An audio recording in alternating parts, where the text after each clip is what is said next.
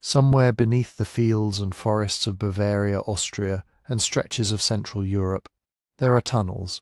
Thousands of them, narrow, cramped, snaking through the earth in patterns that seem to defy easy explanation. Some are barely wide enough for a person to crawl through on their belly.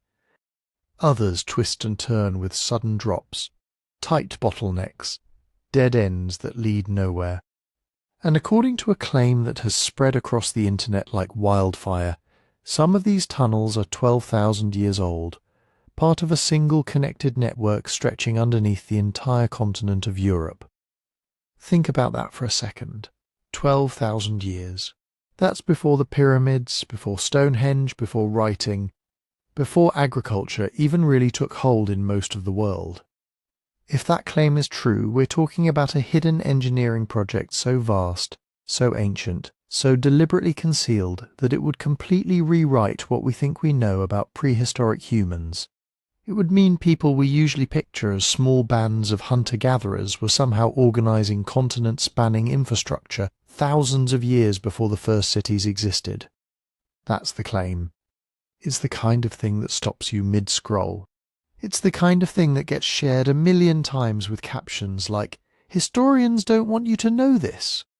And I'll be honest with you, when I first came across it, I wanted it to be true.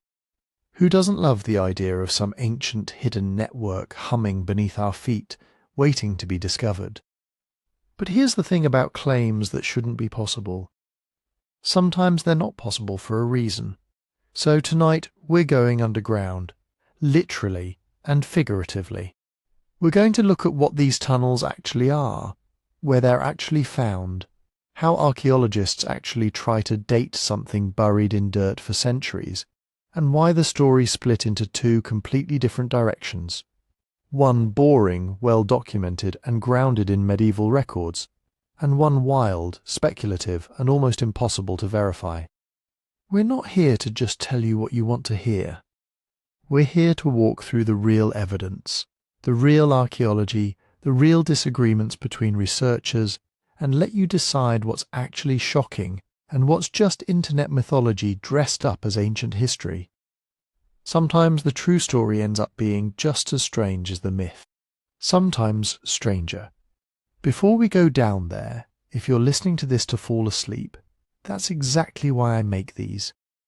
So tell me in the comments, where are you right now, and what time is it where you're at? I love seeing this. Last time I checked, it was Lisbon at midnight, Toronto right before sunrise, Manila on a lunch break. All of you listening to the same story at completely different moments in your day. It's kind of amazing when you think about it, and if you want the smoothest version of this experience, no ads breaking in right as you're getting drowsy, follow this show on Spotify.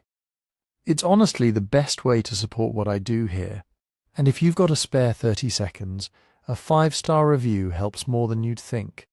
Links in the description. Alright, let's go underground and find out what's actually down there. So let's start with the claim itself, because before we can evaluate whether something is true, we need to understand exactly what's being claimed. And here's where things get messy almost immediately. When people say 12,000-year-old tunnels under all of Europe, they're usually not talking about one specific thing. They're talking about a blur, a mashup of several completely different categories of underground structures that archaeologists have been studying for over a century. Structures that have almost nothing in common with each other except the fact that they're underground and they're old. The first category, and probably the one most responsible for this whole viral claim, is something called Erdställe. That's a German word, and if you've never heard it before, you're about to hear it a lot, because these are the strange, narrow, snaking passages that most people picture when they imagine mysterious ancient tunnels beneath Europe. Erdställe are small, hand-dug tunnel systems found almost exclusively in Bavaria, Austria, and parts of the Czech Republic. They're tight. Sometimes so tight you'd have to crawl on your stomach to get through. They twist unpredictably. They have sudden, narrow choke points that seem almost designed to slow someone down. and nobody has ever found evidence of what they were originally used for. No tools left behind, no clear signs of daily habitation, nothing that gives an obvious answer. Then there's a second category, souterrains, which is a French term for underground chambers and passageways found across parts of Ireland, Scotland, and France. Souterrains tend to be a bit more spacious than Erdställe, often connected to settlements above ground, and they show up in a totally different archaeological context, usually linked to Iron Age or early medieval communities. Then you've got rock-cut passages, which are exactly what they sound like, tunnels carved directly into stone rather than dug through soil or clay. These show up in various pockets across Europe and the Mediterranean, often tied to religious sites, quarries or defensive structures. And then there are just mines, old abandoned mining networks that snake for miles underground, sometimes for metals, sometimes for salt, sometimes for stone. Europe has an almost absurd number of these, some dating back thousands of years, some only a few centuries old. And finally, cellars. Just cellars. Old storage cellars connected to farmhouses, monasteries and villages that over centuries of abandonment and collapse get discovered by someone with a shovel and immediately assumed to be part of some ancient mystery. Now here's the problem. All 5 of these categories, Erdställe, souterrains, rock-cut passages, mines and cellars, get treated online as if they're the same thing. As if some guy in Bavaria found a narrow crawl-space tunnel from the medieval period, and somehow that gets stitched together with an Iron Age souterrain in Scotland and a Roman-era mining shaft in Spain.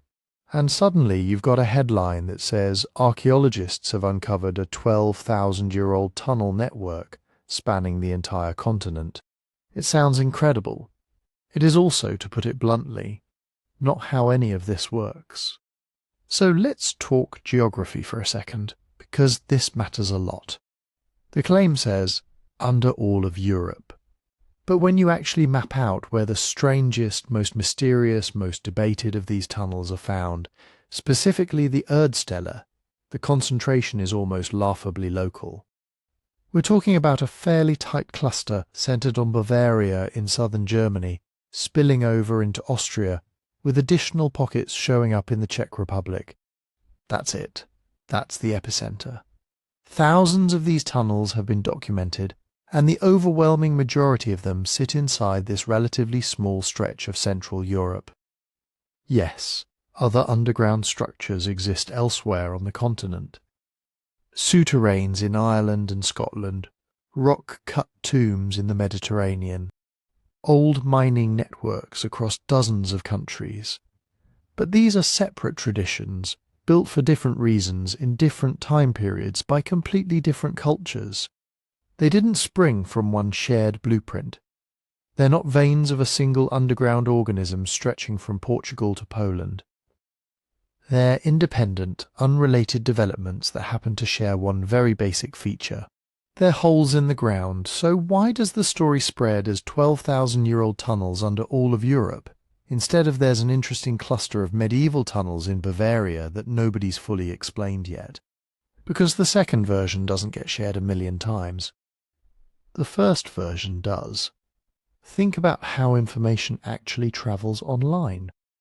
Someone posts a map, usually without any source, usually without any explanation of what the dots on the map actually represent, showing underground sites scattered across the continent. It looks impressive. It looks like evidence of some grand hidden system. But nobody bothers to check whether those dots represent the same type of structure built in the same era for the same purpose.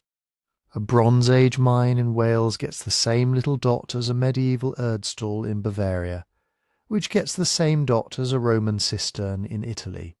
Visually on a map, they all look identical.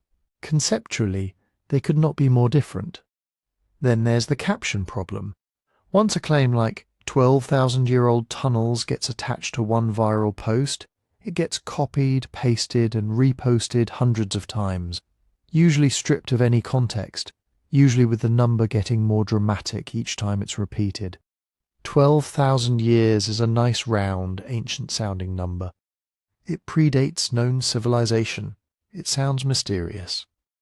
Nobody stops to ask, wait, where does that number actually come from?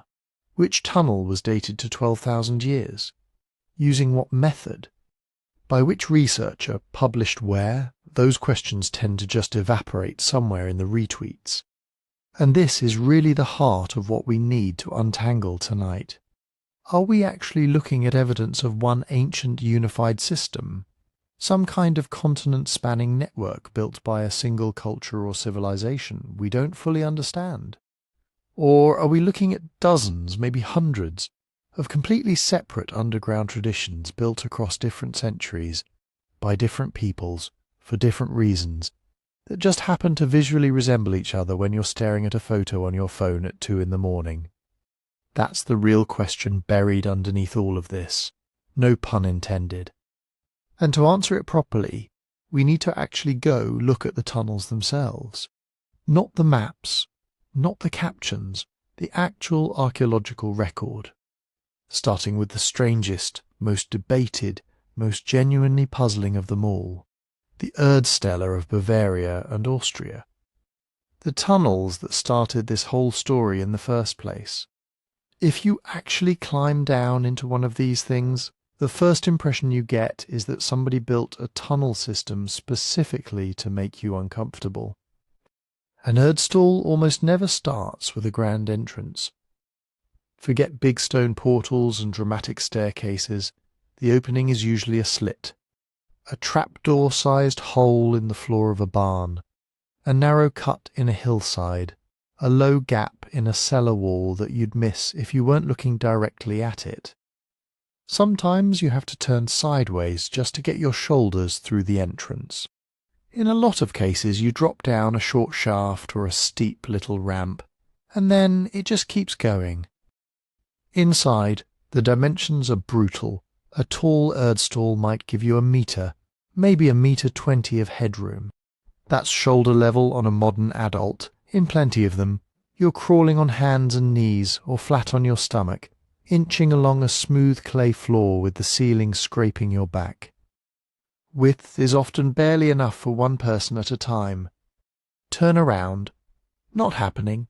You shuffle. You worm. You commit. These tunnels don't run straight like mine galleries. They snake. They kink around gentle curves. Then suddenly dogleg, as if the builder was actively avoiding efficient lines. And the so-called rooms you encounter along the way are usually a disappointment. We're not talking big chambers with storage jars and benches.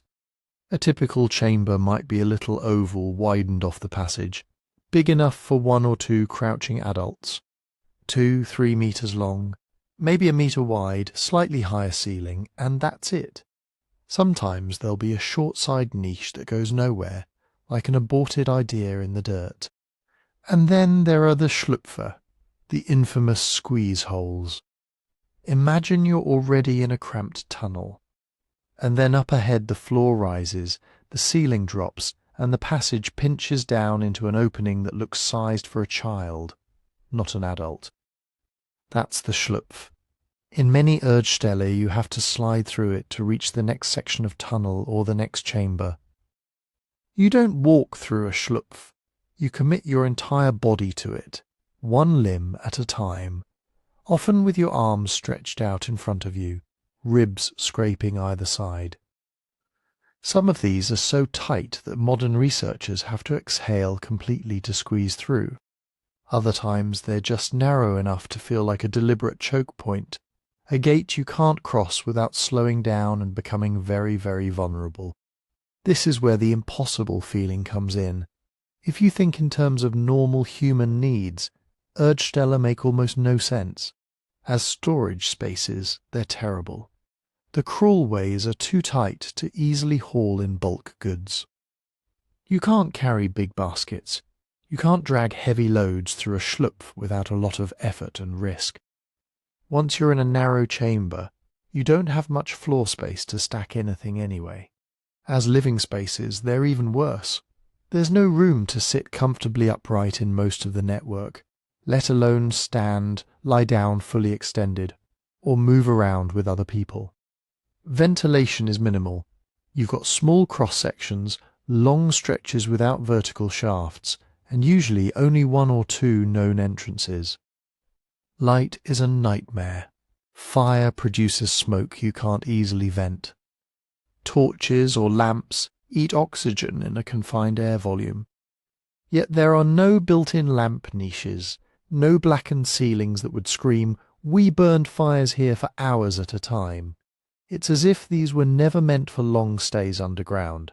The layouts don't help. A rational storeroom or shelter would be optimized, straight runs, easy turns, clear lines of movement. Erdställe zigzag, dip and narrow, adding obstacles where you'd expect convenience. They're not long-distance routes either. Most are surprisingly short. We're talking total lengths often under 50 metres, sometimes much less. They don't pop up in obvious defensive locations, like cliffsides overlooking valleys. A lot of them are just under a field, or under what later became a farmhouse, or beneath a village green. So where exactly do we find these things, and how many are there? The highest concentration is in Lower Bavaria and Upper Austria, spreading into parts of Styria, Upper Austria and across the border into southern Bohemia and Moravia in today's Czech Republic. If you draw a loose oval over that region, that's Erdställe country. Inside that zone you get villages where 2, 3, 4 examples have been found within the same parish. In some districts of Bavaria, they're almost a routine discovery. Somebody renovates a cellar, the floor collapses, and suddenly they've got a medieval mystery maze under their house. Counting them is tricky because Erdställe are easy to miss and easy to destroy. Some surveys talk about several hundred known sites in Bavaria alone. Others put the combined total for Bavaria and Austria in the low thousands when you include all recorded and suspected tunnels. But that number comes with a lot of asterisks. Some entries in those catalogues refer to systems that were reported in the 19th century and later filled in. Others turned out, upon excavation, to be natural cavities, cellars, or later mining attempts misreported as Erdställe, and new ones keep turning up, usually by accident. Czech researchers have documented smaller clusters on their side of the border, but here too, the record is patchy. Not every tunnel gets a full archaeological investigation. Some are just described in local surveys or folklore collections. A handful exist in other parts of Central Europe, but once you move beyond this central Bavarian, Austrian, Bohemian zone, the classic Erdställe type becomes rare very quickly. Even where we do have tunnels excavated, the evidence inside them is frustratingly thin. If you're imagining floors littered with pottery, tools, personal items, you're going to be disappointed. The typical Erdställe yields almost nothing that clearly dates its original use. A few stray sherds of medieval pottery in the backfill. Maybe an iron nail or a coin in the entrance shaft. Animal bones from small rodents or later intrusions. Very rarely a more substantial find, like a fragment of ceramic embedded in an undisturbed floor layer. But that kind of clear context is the exception, not the rule. Part of the problem is disturbance. For centuries, farmers used these spaces without caring what archaeologists centuries later might want to know. Entrances were widened or recut. Sections were collapsed on purpose to avoid accidents. Some tunnels were partly cleaned out, others used as dumps for rubble, broken pottery, even modern trash. When you open an Erdställe today, you might be looking at a space that has been modified half a dozen times between its original construction and its final abandonment. On top of that, many of the early recordings of Erdställe were more enthusiastic than scientific. In the late 1800s and early 1900s, Local historians and priests would document these secret tunnels, but they weren't always careful about stratigraphy, small finds, or precise measurements. They wanted stories, not sediment profiles. So the very first opportunities to collect undisturbed evidence were often lost. What we're left with is a paradox. Architecturally, Erdställe are highly distinctive. They have consistent features, recurring dimensions, recognizable elements like the Schlupf. You can walk into one and say, yes, this is an Erdstall, not a root cellar, not a mine. But culturally, in terms of artifacts and clear dating, they're almost blank. No inscriptions, no obvious ritual objects, no domestic debris clearly tied to their primary use phase. And that's why they become the poster child for every big underground mystery theory. They're physically real, they're undeniably weird, and the usual archaeological clues that would let us say it's obviously X just aren't there in the way we'd like. Which means, to go any further, we have to do two things: understand how archaeologists even begin to date a bare tunnel cut in the ground, and then look at what those methods have actually told us so far. So imagine you're that archaeologist, standing at the lip of a narrow hole that drops into an Erdstall. You climb down, squeeze through a Schlupf, look around, and it hits you. This is just a shaped absence in the earth. There's no carved inscription saying, "Year of our Lord 1183, Hans built this." There's no foundation stone with a date. There's not even a fireplace you can radiocarbon date. It's just void surrounded by dirt and rock, and that's the first big thing most people miss. Archaeologists are not actually dating the tunnel in some direct, obvious way. They're dating things around it and inside it, then building a case. You can think of it as two separate questions. One, when was this empty space first carved out of the ground? Two, when and how often did people go back in and mess with it? Those answers are not automatically the same, and that's where most of the wild ancient tunnel claims go off the rails. Because once a space exists underground, it becomes a magnet for reuse. A Bronze Age storage pit gets recut in the Iron Age. A Roman well shaft gets turned into a medieval dump. A medieval tunnel collapses and is dug open again in the 18th century. Each event drops new material into the same physical cavity. So when you find, say, a 14th century coin in the fill of a shaft that tells you someone was putting material there in the 1300s, it does not automatically mean the shaft was dug in the 1300s. It might already have been sitting there for centuries. Archaeologists live in that uncertainty all the time. That's why, instead of chasing single smoking gun objects, they build timelines layer by layer. The backbone of this is stratigraphy, the study of layers. If you cut a trench through the entrance of an Erdstall, and you're lucky enough to have undisturbed deposits, you read them from the bottom up. The natural subsoil at the very base is your before picture. Above that, you might see the cut of the tunnel shaft, slicing down through older layers. That cut is literally a negative shape in the profile, a bite taken out of earlier sediment. Anything sealed at the very bottom of that cut, in the first fill that accumulates after the shaft was dug, gives you a no later than date for the original construction. If there's a sherd of pottery there, or a bit of charcoal, or an animal bone, you can date that material and say, the tunnel was already open by this time. Higher up, later fills might hold medieval roofing tiles, early modern glass, modern plastic. Those tell you about later uses and backfilling episodes. Stratigraphy is the story of all those events stacked on top of each other.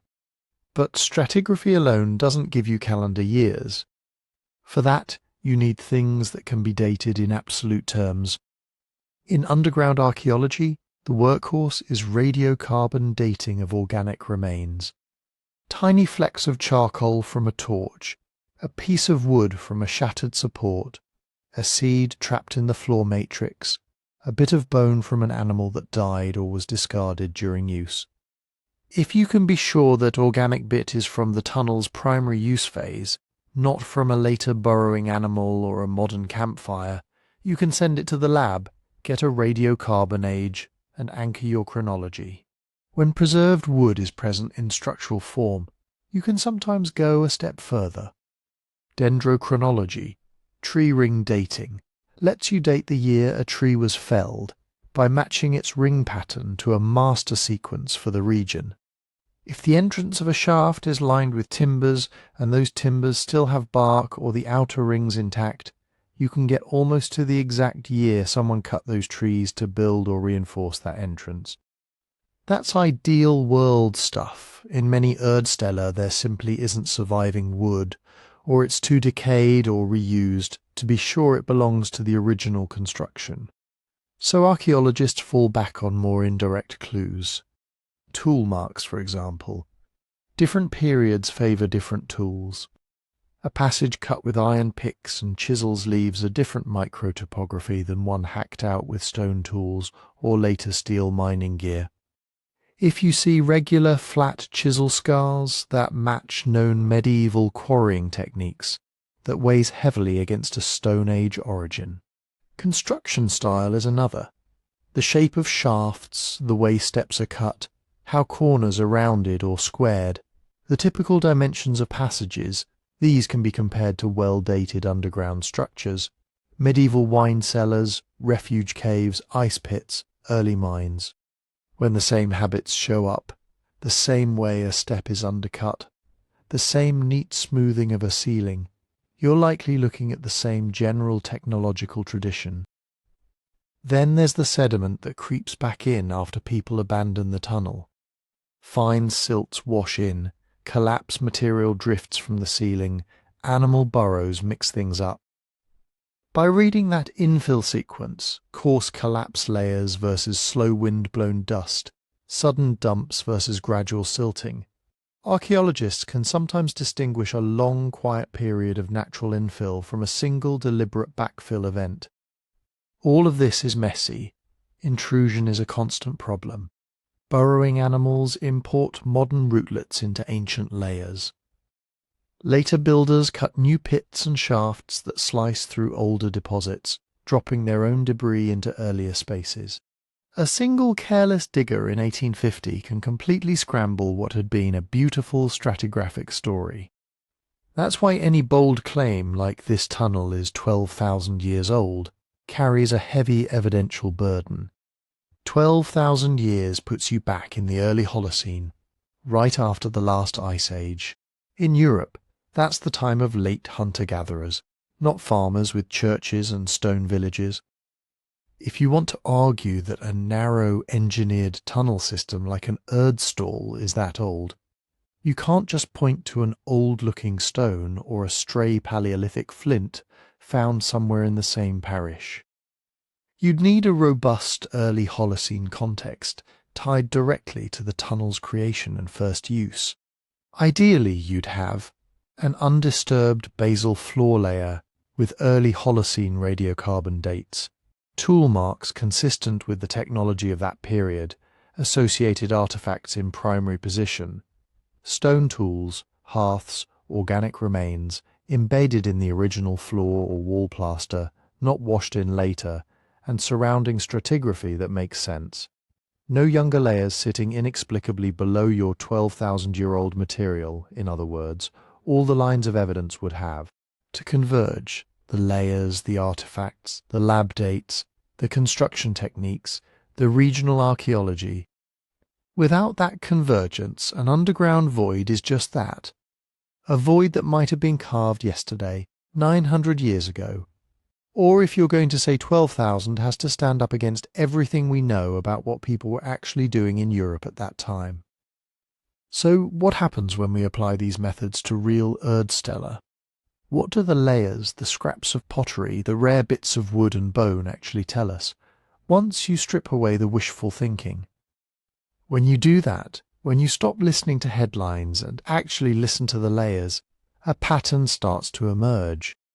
Not a Stone Age pattern, not a lost civilization pattern, a stubbornly, annoyingly ordinary one, over and over again in Austria, in Bavaria, in parts of Bohemia and beyond. The best dated Erdställe keep clustering in one broad window.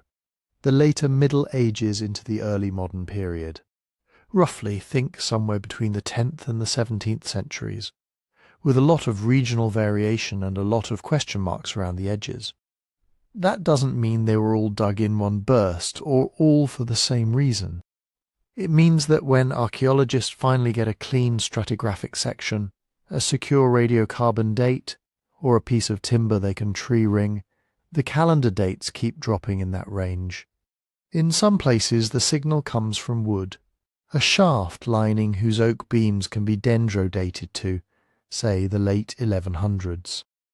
A collapsed entrance shored up with spruce cut in the early 1500s. The trees don't care about your favourite theory, they just record the years they grew and the year they died, and they keep pointing to a world of castles, parish churches, and feuding lords, not mammoth hunters chasing reindeer. In other sites, it's the fill that gives the game away. The lowest backfill layers of a tunnel shaft sealed with shards of wheel-thrown medieval pottery. Iron nails and horseshoe fragments with forms you can match to 13th or 14th century parallels. Coins dropped, lost, or deliberately dumped that bear the faces and coats of arms of known medieval rulers. Higher up, in later infill, you start to see glazed earthenware, clay pipes, even early modern glass. Taken together, they sketch a rough outline.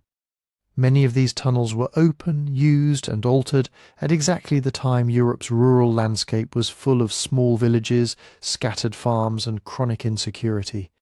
And that's the key to understanding why the medieval label actually fits the world these things live in. Imagine rural life in, say, 1250 in a hilly corner of Central Europe. You're not a knight in shining armour. You're a peasant on a small holding at the edge of the forest. Your wealth is a few animals, a year's worth of grain if you're lucky, and maybe some cured meat hanging in your loft. Your protection is thin, a wooden palisade around the village if your lord is generous. A distant castle on a hill that may or may not send help when raiders appear. And raiders do appear. Local feuds, mercenary bands between wars, tax collectors with muscle, even just desperate neighbours in a famine year.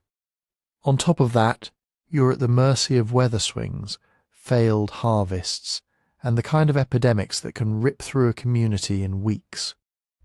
In a world like that, the idea of shaping secret spaces under your fields or near your house stops looking bizarre and starts looking like common sense.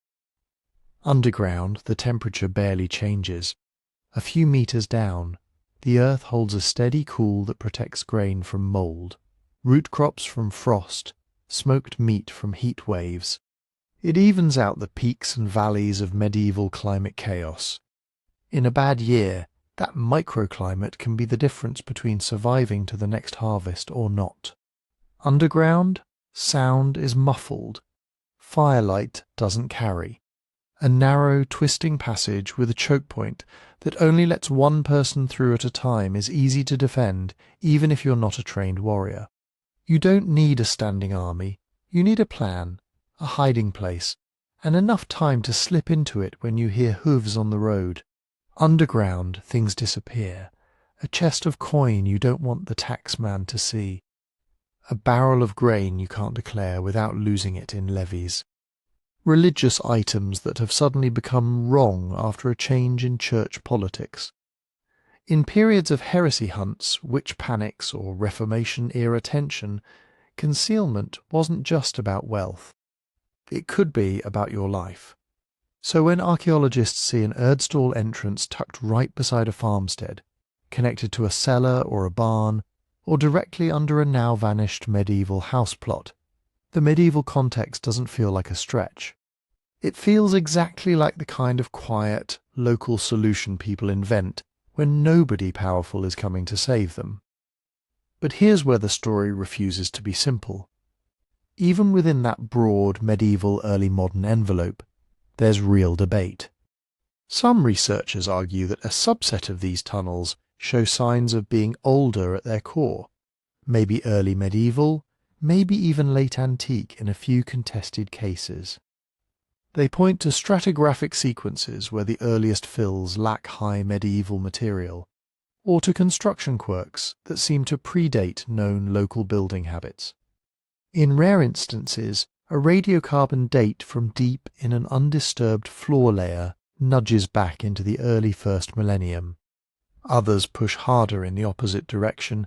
They emphasize how many Erdställe show clear signs of later reworking, entrances reshaped, steps recut, ceilings raised, side niches added. They point out that a timber dated to the 1500s might be reinforcing an entrance originally hacked out in the 1300s or in 1750. From their perspective, a lot of what we see today could be the product of early modern tinkering with older, smaller cavities, root cellars enlarged, storage pits linked, ad hoc refuges formalized. There are also regional rhythms in parts of Upper Austria and Bavaria. Clusters of dates seem to fall in the 12th to 13th centuries. In some Bohemian and Moravian sites, the activity spikes a bit later. In a few places, documentary hints, vague references to underground holes or secret places in early modern legal records line up with physical tunnels that look suspiciously like Erdställe. Everyone agrees on one thing, though slapping the word medieval on these features does not make them boring. It doesn't even solve the central mystery. We can say, with reasonable confidence in many cases, when these underground spaces were being used and modified. What we still can't say, with anything like the same confidence, is why they were made in exactly this strange, cramped, standardized way. Were they primarily refuges meant for short, terrifying stays during raids? Were they specialized storage facilities taking advantage of the underground climate? Were they ritual spaces woven into beliefs about the underworld, the dead, or the supernatural? Or are we looking at some messy overlap of all three, changing function over time? The medieval and early modern timeframes anchor the tunnels in a world we recognize: plague, war, feudalism, fragile harvests.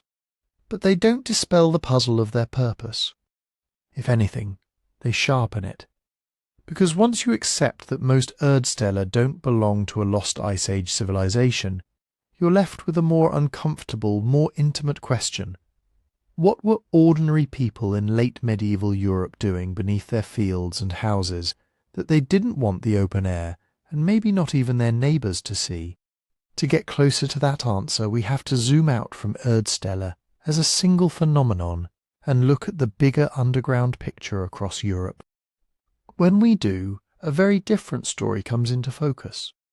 Once you zoom out, the one giant prehistoric tunnel system starts to look less like a revelation and more like a category error. Europe isn't hiding one tradition of going underground. It's hiding dozens. Some are cousins to the Erdställe. Some have nothing to do with them at all, beyond the basic fact that they're dark, cramped, and made of rock. And when you start walking through them as lines of evidence, not as a literal journey, you see just how messy that underground family really is. Take the British and Irish souterrains. On paper they can sound like Erdställe, man-made underground passages, often near rural settlements, sometimes described in old reports as mysterious. That's where the resemblance mostly ends. In much of Ireland and parts of Scotland, souterrains are typically broader and more accessible. You can often walk or crouch through them without needing to contort yourself like a snake. Many are dry stone lined with carefully stacked walls and corbelled roofs, not just bare earth or raw, pick-scarred rock. Entrances might be tucked into the corner of a roundhouse, hidden under a flagstone in a yard, or linked directly to surface buildings whose post holes and hearths archaeologists can still see in the soil. Crucially, they come with context. Excavations regularly turn up associated Iron Age and early medieval material, post-ring farmsteads, ring forts, field systems. The pottery, metalwork and radiocarbon dates anchor many souterrains between roughly the late 1st millennium BCE and the early 2nd millennium CE, depending on region. As for what they were for, again there's debate, but the arguments turn on local realities.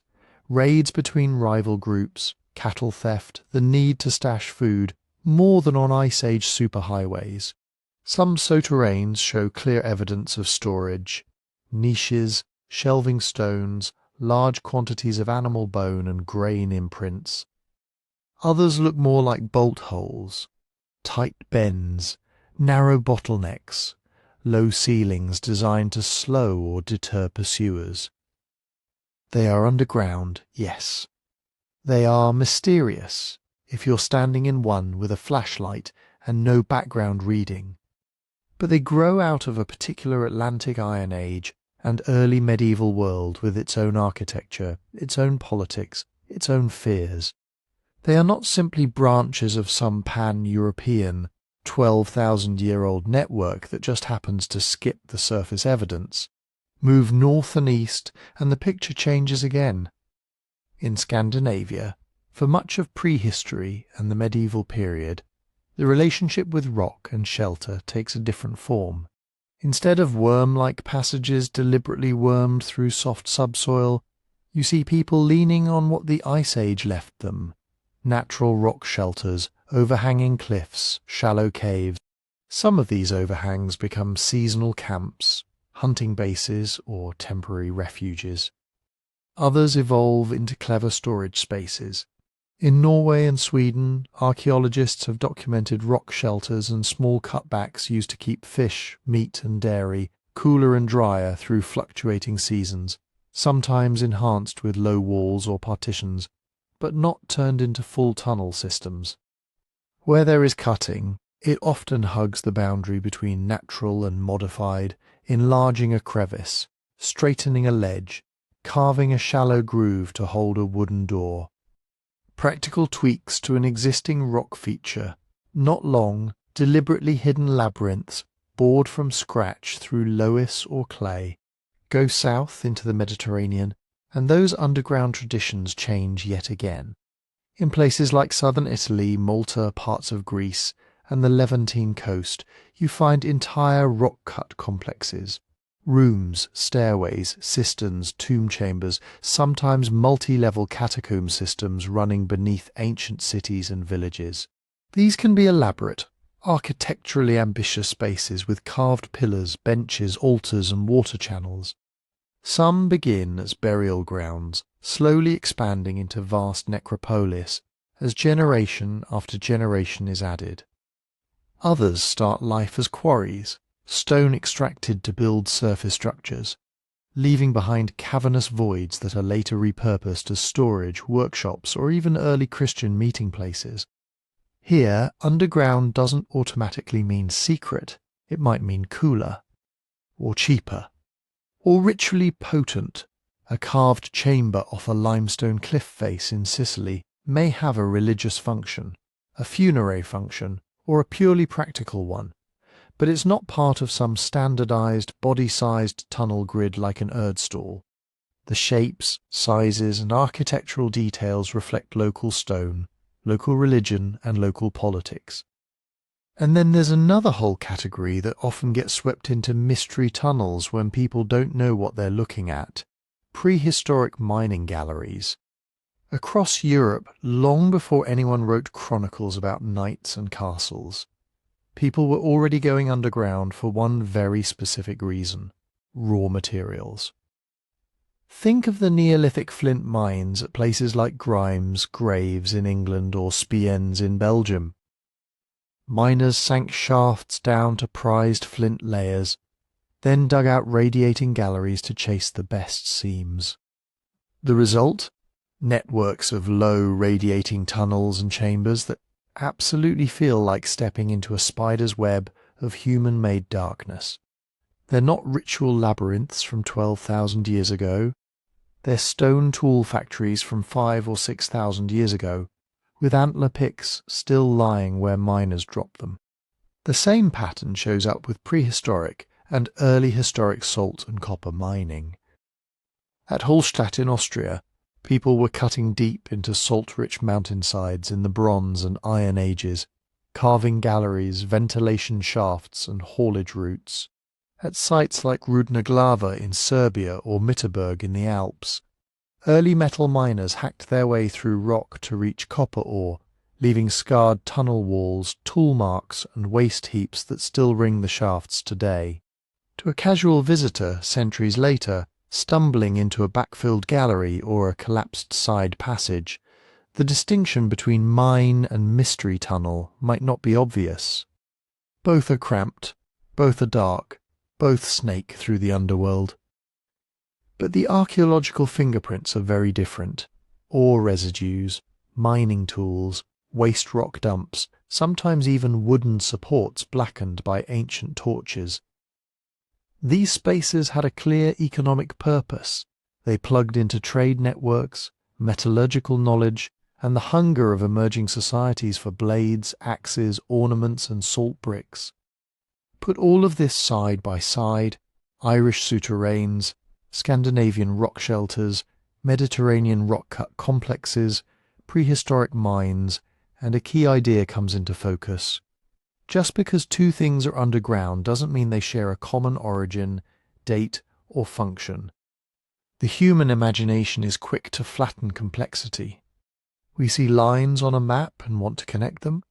We hear tunnel in Ireland and tunnel in Bavaria and tunnel in Anatolia and jump to network, as if the earth itself is crisscrossed by some lost subway laid down by a single ancient civilization. But similarity in broad outline, there is a hole under my feet, is not evidence of a shared blueprint. What the European record actually shows is variation, different regions at different times inventing their own ways to use the underground.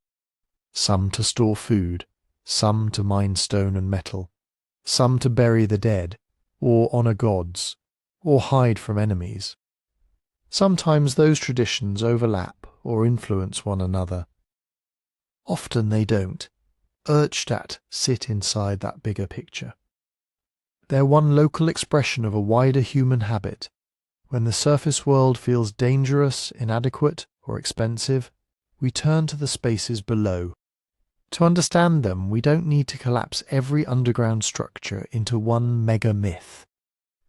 We need to pay closer attention to what makes Erdställe weird, specific, and technically demanding compared to all these other traditions. And that means asking a much more grounded question. What does it actually take to carve one of these things? Before we can argue about who built Europe's strange little tunnels or when, we have to ask something more basic. Could you even do this here, in this soil, with the tools and knowledge available? Because the earth under your feet isn't neutral, some ground invites tunnels, some ground punishes them. Start with geology. A lot of Erdställe sit in relatively soft, fine-grained deposits, loess, clays, weathered subsoils. Loess, wind-blown silt, laid down during the Ice Age, can be a dream and a nightmare at the same time. When it's dry and compact, you can cut clean, almost vertical walls that hold beautifully. When it's wet, or overcut, or shaken, it can slump or collapse with almost no warning. Clay behaves differently. It can be plastic and cohesive, letting you carve smooth, tight passageways. But it swells when wet, shrinks when dry, and loves to crack. That means pressure points, heave and slow deformation over centuries. Without careful shaping, tiny hairline fractures can grow into roof failures. Then there's rock, sandstone and limestone. These are the materials for most of Europe's big rock-cut complexes, catacombs, cisterns, quarry chambers, because they're hard enough to be stable, but soft enough to work with simple tools. A tunnel in solid limestone. If you respect the bedding planes and joints, can stand for millennia with minimal support. A tunnel in fractured sandstone, on the other hand, may demand constant attention to avoid blocks spalling off the ceiling. Erdställe occupy that awkward middle ground. Many aren't deep in competent bedrock, but they also aren't just random burrows in loose topsoil. Builders had to understand, even if only by rule of thumb, which layers could take an arched roof, which directions to avoid because of faint old slump scars, where the ground rang hollow and where it felt dead solid. Now add the practicalities. Even a small Erdstall represents a tremendous amount of handwork. Think of a passage maybe 30, 40, 60 metres long, mostly just wide enough for one cramped person, with side niches, bottlenecks, maybe a vertical drop or two. If you're cutting in soft less or clay, you don't need bronze chisels or iron drills. A team armed with wooden spades, hardened in fire, antler picks, simple iron or steel crowbars and short picks, depending on period, can move a surprising volume of earth. But there are two big constraints: where the spoil goes and how you keep the void from turning into a grave. Spoil removal is the silent, unglamorous part of tunnelling. Every bucket or basket of earth you scoop out has to travel somewhere. If you're digging under or near a farmstead, you can't just leave a giant conical mound shouting, "Secret tunnel here." So builders spread spoil thinly over nearby fields, mixed it with construction, dumped it into older pits, or extended existing ditches. That takes planning. It also means that if you imagine a continuous corridor stretching for hundreds of kilometres, you also have to imagine an almost continuous belt of redistributed spoil along the route. Archaeologically, that's not invisible. Shoring and shaping are next. In competent loess, you might get away with nothing but careful profiling, slightly arched ceilings, no sharp undercuts, no sudden widening that concentrates stress. In weaker material, you need more: timber props, stone linings, dry stone revetments at weak points. That involves carpentry, extra labour and future maintenance. Those timbers can be dated. Their tool marks, species and cutting techniques point to particular technological worlds, not to a timeless Pleistocene civilization. Then comes water. Europe is not a dry continent. The water table shifts seasonally. Rain infiltrates, seeps along bedding plains, collects in low spots. A tunnel that ignores this will flood, clog with mud, and rot any organic supports.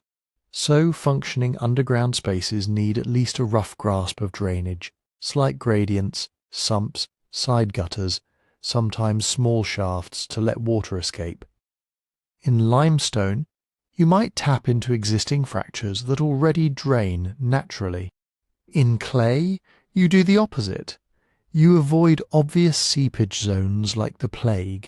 Every bend of a passage, every unexpected rise, may have started as a problem with water or weak ground, not as part of some ritual labyrinth design. Now picture the human bodies doing all this. Most Erdställe are not friendly workspaces. You're not walking upright with a wheelbarrow.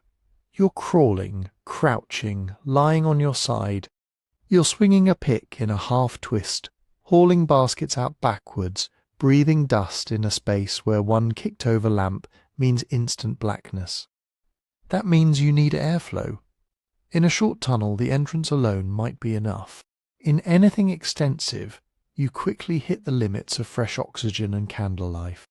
So you either keep the works very small and episodic, few people at a time, short shifts, or you create additional air movement with shafts, multiple entrances, or clever placement near natural slopes and hollows that encourage drafts.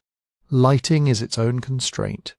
Whatever period you pick, late prehistory, Middle Ages, early modern, you're dealing with flame, torches, fat lamps, candles.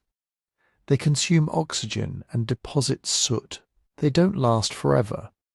The more time you spend underground, the thicker the soot layer on ceilings, and the more residues you leave behind.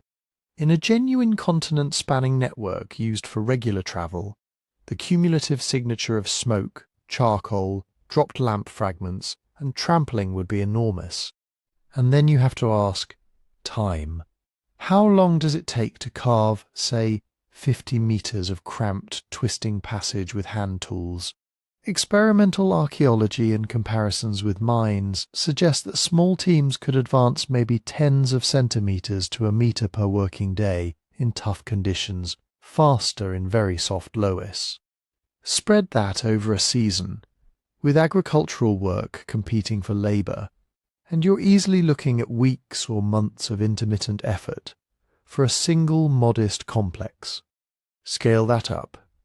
If a village invests in one Erdstall as a refuge or storage space, it's a significant but manageable project.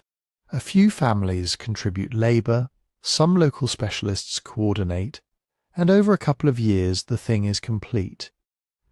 Now imagine trying to stitch all known Erdställe, souterrains, mines and rock-cut spaces into one intentional network. We're not talking about a few dozen metres under a farm. We're talking thousands of kilometres of underground passage, cut through wildly varying geology, across mountains under rivers, through areas with high water tables and areas with none, all without modern surveying gear. You would need standardized construction crews moving region to region. You would need large, stable political entities coordinating work across linguistic and cultural boundaries. You would need way stations, ventilation shafts, access points, and maintenance regimes dotted across the map. You would need surface settlements oriented to supply, protect, and use these entrances. In other words, a continent-spanning tunnel grid doesn't just leave a line under the ground. It leaves a ghost civilization on the surface. Depots, fortified portals, road systems interlocking with tunnel mouths, patterned distributions of spoil heaps and quarries, shared architectural styles in entrance structures, and a recognizable toolkit of mining and engineering gear. That's the engineering reality check, carving a cramped tunnel under your fields to hide in during a raid. Hard, but absolutely within the reach of Iron Age farmers or medieval peasants with time, simple tools, and motivation. Maintaining a hidden subway that quietly undergirds all of Europe for 12,000 years, without dumping mountains of earth, without collapsing into groundwater, without leaving a vast archaeological footprint on the surface, that would require a level of coordination, surplus labour, and geological expertise that we do see in some societies. But when we see everything else that comes with it. And in the regions where Erdställe are densest, what we actually see in the layers above them are something very different. Medieval farms, small churches, local lordships. Not buried megacities run by an invisible tunnelling elite. If you want to see how this plays out in the real world, you don't start with a map of tunnels under all of Europe. You start with a very specific patch of ground. Southern Bavaria, Upper Austria, Lower Austria, a belt of rolling hills, small river valleys, farm villages and woodlots. This is the heartland of the Erdställe, not because it's the only place they exist, but because here they've been hunted, mapped, crawled through, and argued about more than almost anywhere else. And that matters, because once you look closely at the best recorded area, the fantasy of a single primordial supernetwork starts to fall apart. First, how we even know they're there. Most Bavarian and Austrian Erdställe weren't discovered by professional archaeologists with ground-penetrating radar.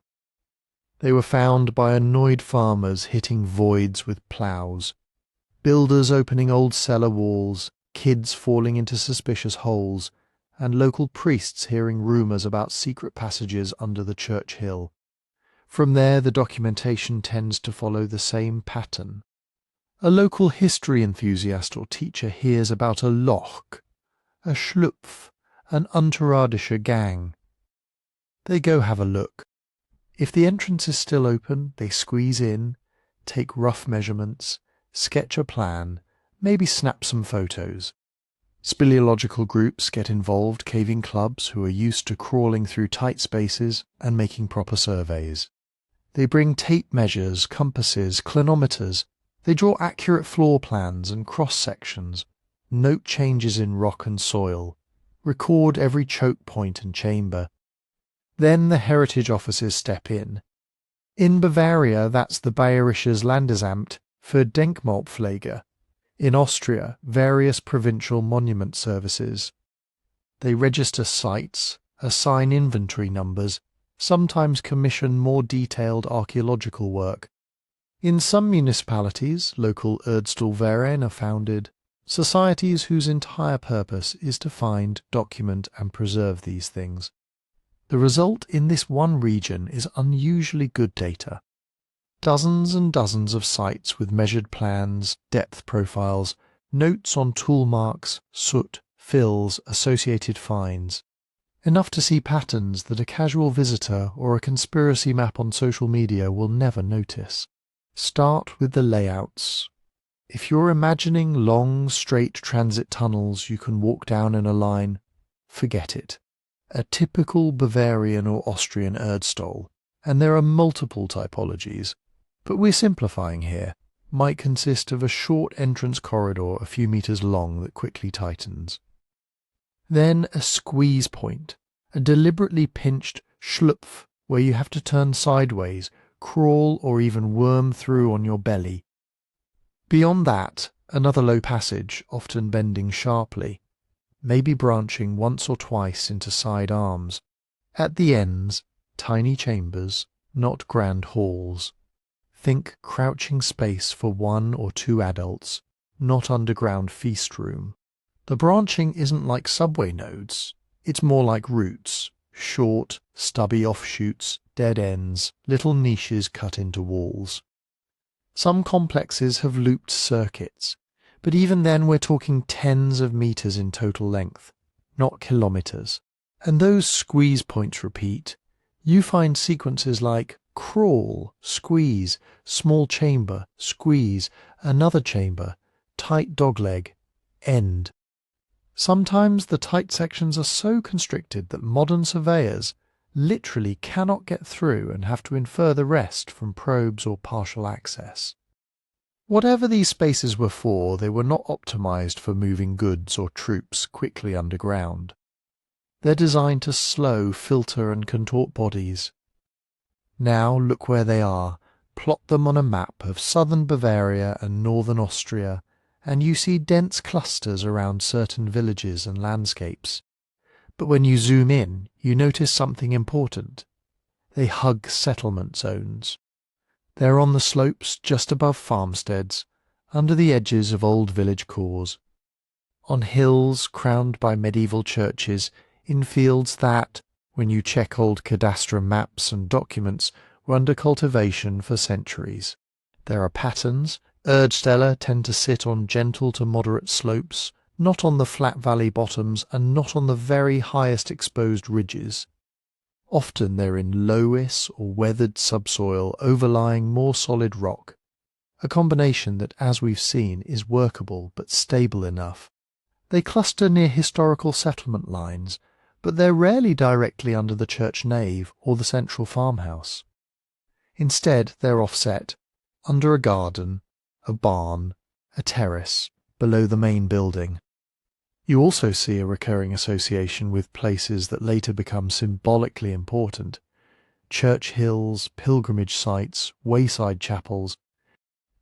Archaeologists argue about causation here. Did people build shrines over mysterious old voids? Or did they cut voids near already sacred or prominent places? There's no one answer, and there are also non-patterns. They don't neatly follow rivers like a hidden trade route. They don't track old Roman roads. They don't form continuous underground lines between neighbouring parishes. If you connect dots on a modern map, you can always draw lines. But when you go to the actual ground at those connecting points, you don't find more tunnels to complete the chain. Instead, what you see are clusters, several Erdställe within the territory of one or a few villages, sometimes only a few 100 meters apart. Each one starts and ends locally. Each has its own entrance, its own internal plan, its own little micro-world. So why does it feel on paper like a network? Part of it is density. In some parts of Lower Bavaria, there might be an Erdstall every few square kilometers. If you're predisposed to believe in a hidden grid, you look at that scatter and think, of course they connect, we just haven't found the missing pieces. But imagine the same pattern with cellars. Take a medieval market town where almost every house has a vaulted stone cellar. On a plan view, you'd see dozens of empty spaces under the streets, all at roughly the same depth, all the same rough size. You could easily start drawing hypothetical corridors between them, except those connecting corridors don't exist. Each cellar is its own project, dug by its own owner, for its own reasons, within the constraints of its own plot. That's what the Bavarian and Austrian Erdställe look like when you stop tracing lines on maps and start crawling through them. They're many small, self-contained undertakings repeated again and again across a landscape that shared similar soils, similar farming traditions, and probably similar anxieties. From above, that repetition can look like coordination, like infrastructure, like the ghost of a massive system. On the ground and underground, it resolves into something else, local solutions, converging on eerily similar designs, but not physically linked, which sets us up for a revealing comparison. Because if Bavaria and Austria are the epicenter of this phenomenon, the lands just to the north and east, Bohemia, Moravia, Central Europe, show both the same patterns and some telling differences. Cross the border north into Bohemia and Moravia, and on paper you're still in Erdstall country. But the ground starts telling a slightly different story. For one thing, the shapes shift.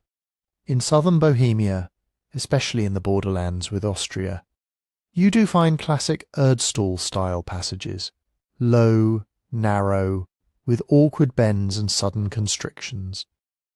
Czech researchers even borrowed the German term for a while, talking about Erdstallové chodby, but moved deeper into the interior, and the underground vocabulary changes. You start seeing more spacious cellar-like chambers cut directly into loess and soft rock, entrances from house cellars, not just from slopes in open fields. Horizontal access tunnels that feel less like a gauntlet and more like a crawl space pushed in from an existing basement. In some places, like around Tabor or Jihlava, you get whole honeycombs of man-made voids under medieval town centres. These are clearly storage cellars, defence galleries, smuggling routes, and water access shafts, all mashed together through centuries of digging and redigging. They're cousins of the Bavarian Erdställe, not twins. Look at the morphologies side by side and patterns emerge. Bavarian and Austrian examples, freestanding in the landscape, usually with one narrow original entrance from a slope or field, a cramped main gallery, multiple Schlupfer, and tiny end chambers. No obvious connection to above-ground buildings when first cut. Later farm structures just happen to grow over them. Bohemian and Moravian cases, much higher proportion of tunnels integrated into built environments. Access from under houses, barns, old town walls, more frequent larger chambers with level floors that are actually practical for storage, or at least kneeling and working. The tight squeezes are still there in places, but not as obsessively repeated. Shift again to Saxony-Thuringia or into Poland, and the terminology morphs with the geology and the language. What in one paper might be classified as an Erdstall becomes in another a Fluchtgang, escape passage, a Gänge system, a podzemie, a cellar complex, a mine adit, or just mysterious tunnel of unknown age. Same basic phenomenon, people cutting underground spaces in pre-modern times. Very different labels, and often very different expectations about what those labels imply. And here's where politics quietly scrambles the picture. Modern borders slice straight across older cultural zones. The Bavarian-Bohemian frontier today is a state line. A few centuries ago, it was just the fuzzy edge between different crown lands of the Holy Roman Empire. People traded, intermarried, copied building styles, shared saints' cults and fair days. Ideas about what you could or should do with the slope behind your farm didn't stop at a customs post, but the research record does. On the Bavarian side, you have an established Erdställe literature, German language terminology, typologies like Tip A, Tip B, Schlupfanlage, Kappengang. On the Czech side, you have archaeological reports that might call structurally similar spaces podzemní skříše, underground hideouts, hlinité sklepy, earthen cellars, or simply staré chodby, old corridors, filed under local histories or mining surveys. One border, two scholarly ecosystems. Try to make a continent-wide map from that, and you hit a strange problem.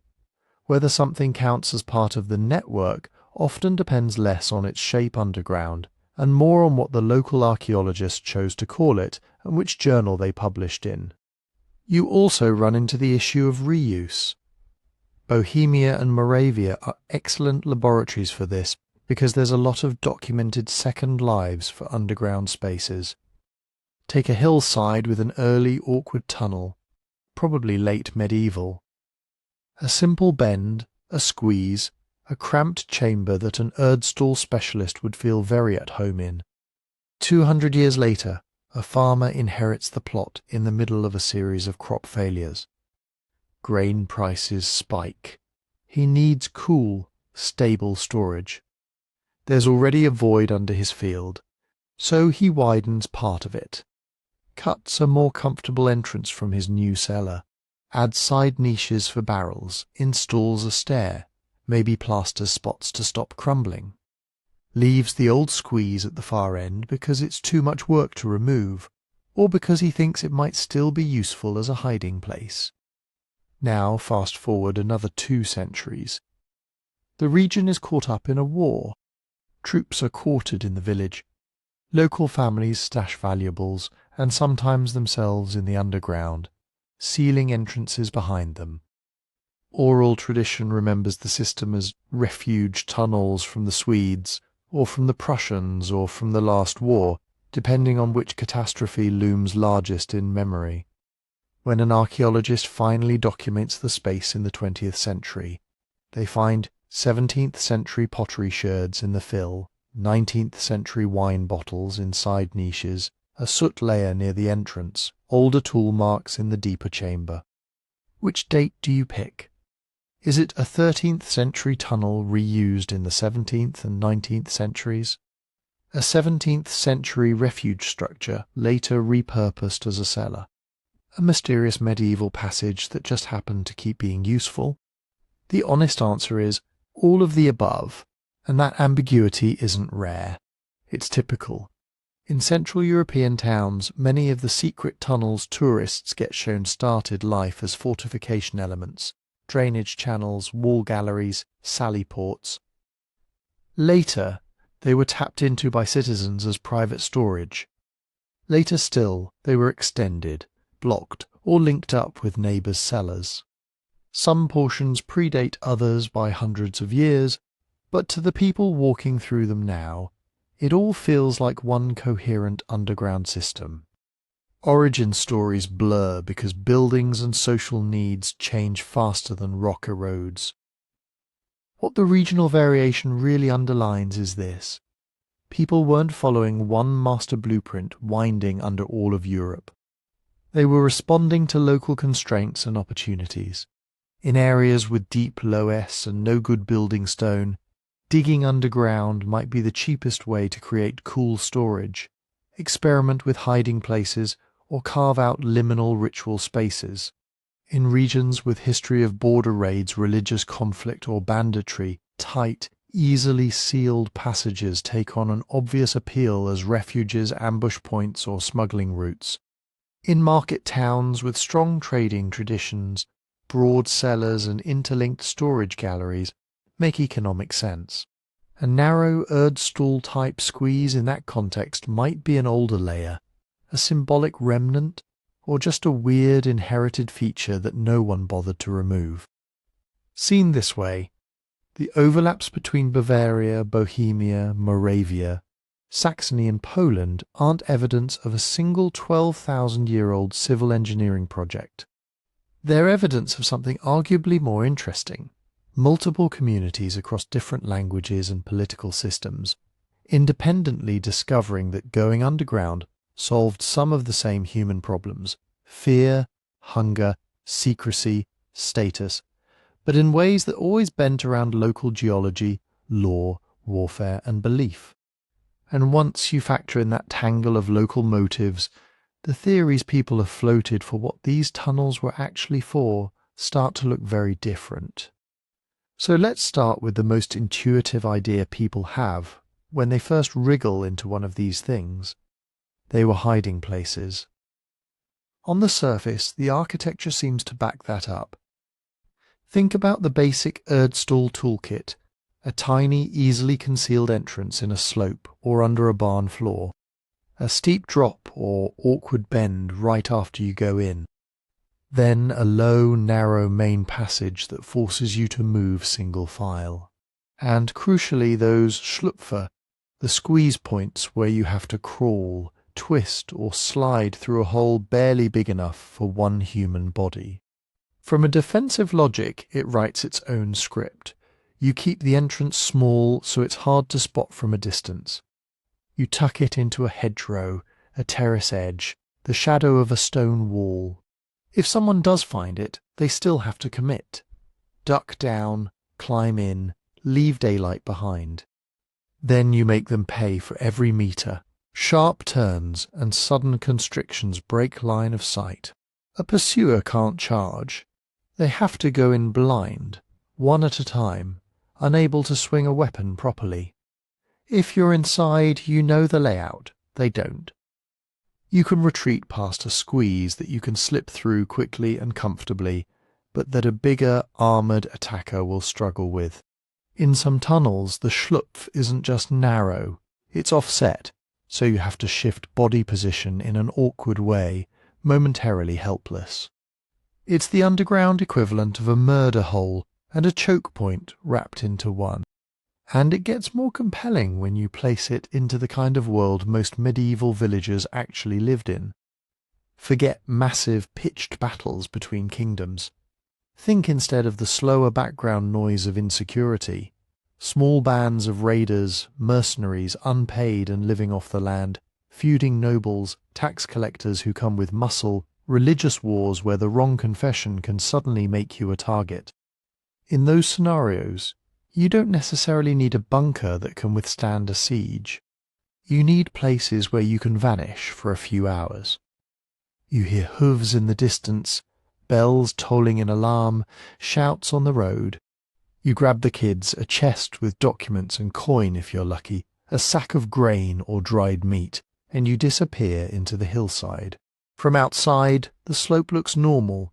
Inside, you wait in damp, stale air, listening to the sound of boots overhead, hoping they don't notice the disturbed soil or the faint draft from the entrance. Medieval chronicles and early modern parish records are full of these micro-level disasters. A village plundered by passing troops, fields burned by enemy riders, foreign soldiers quartered in barns who help themselves to whatever they find. Local folklore often remembers specific tunnels exactly in this frame, where we hid from the Swedes, where great-grandfather hid from the Turks, the cave where they hid during the last war. That's the core of the refuge tunnel theory. Tunnels were insurance policies against the kind of violence that doesn't leave big castles in ruins, but does leave entire families dead or destitute. On that reading, the crampedness isn't a bug. It's the point. You don't invest enormous labour carving a comfortable, ventilated, standing height shelter for 30 people if the realistic scenario is hide 5 or 6 people very fast, stay quiet for a short time, then get out as soon as the danger passes. A tight crawlway is cheaper to dig and easier to conceal. A constriction that makes your life miserable in peacetime might save it in a raid. But once you move from "this feels like a hiding place" to "these were systematically built as refuges," problems start piling up. For one thing, basic physiology. Many Erdställe and similar narrow tunnels have almost no secondary shafts or obvious ventilation. Put 10 people in a cramped, unventilated chamber with candles or torches burning, and the air quality degrades fast. Carbon dioxide builds, oxygen drops, the temperature rises. Within an hour or two, you're dealing with headaches, dizziness, panicking children, exactly the kind of chaos that gets people making noise, fumbling at the entrance, giving themselves away. Then there's simple geometry. A lot of these tunnels, especially the classic Bavarian examples, just don't have the volume to shelter a whole extended family group, let alone their animals or significant stores. The end chambers might fit 2 or 3 adults lying down if they're willing to stack themselves like firewood. That's fine if you're imagining a desperate temporary hideout. It's much less convincing if you're picturing a planned, community-scale refuge meant to get half a village through repeated attacks. And if they were serious long-term refuges, you'd expect a particular archaeological fingerprint. Broken cooking pots, hearths or at least soot-blackened ceilings in the deeper sections, animal bones with cut marks, lost buckles, bits of jewellery, the accidental scatter of everyday living that accumulates anywhere people repeatedly eat, sleep and move around over years. Instead, most Erdställe are eerily clean. You get tool marks, occasionally a lamp niche or a small ledge, often fill layers from when they were deliberately backfilled, sometimes with pottery, yes, but usually from the period when they were abandoned, not when they were in primary use. What you don't see much of is the dense, messy debris field that tells you people actually use this as a living space. So archaeologists have started to narrow the scope of the refuge idea. Not underground bunkers for whole communities, but emergency hideouts for a few individuals or for valuables. In that more modest role, they're easier to defend. A small farmer family doesn't need to survive underground for days. They need to avoid being in the house when a foraging party sweeps through. They need to stash tax records, title deeds, the 1 silver chalice the family owns.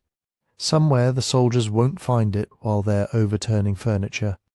For that, a suffocating, cramped, dry hole a few meters under your field is actually perfect.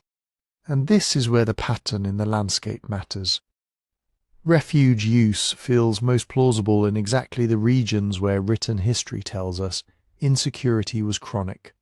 Border zones between rival principalities, frontier regions of religious wars, areas hit repeatedly by early modern campaigns.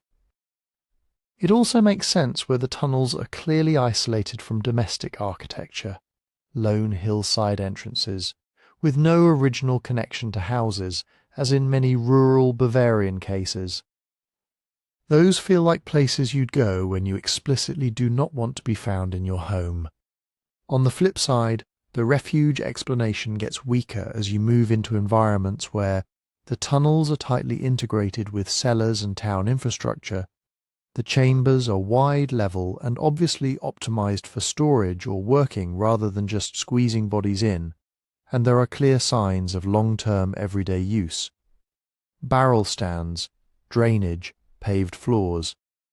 In those cases, refuge starts to look more like a secondary or opportunistic use.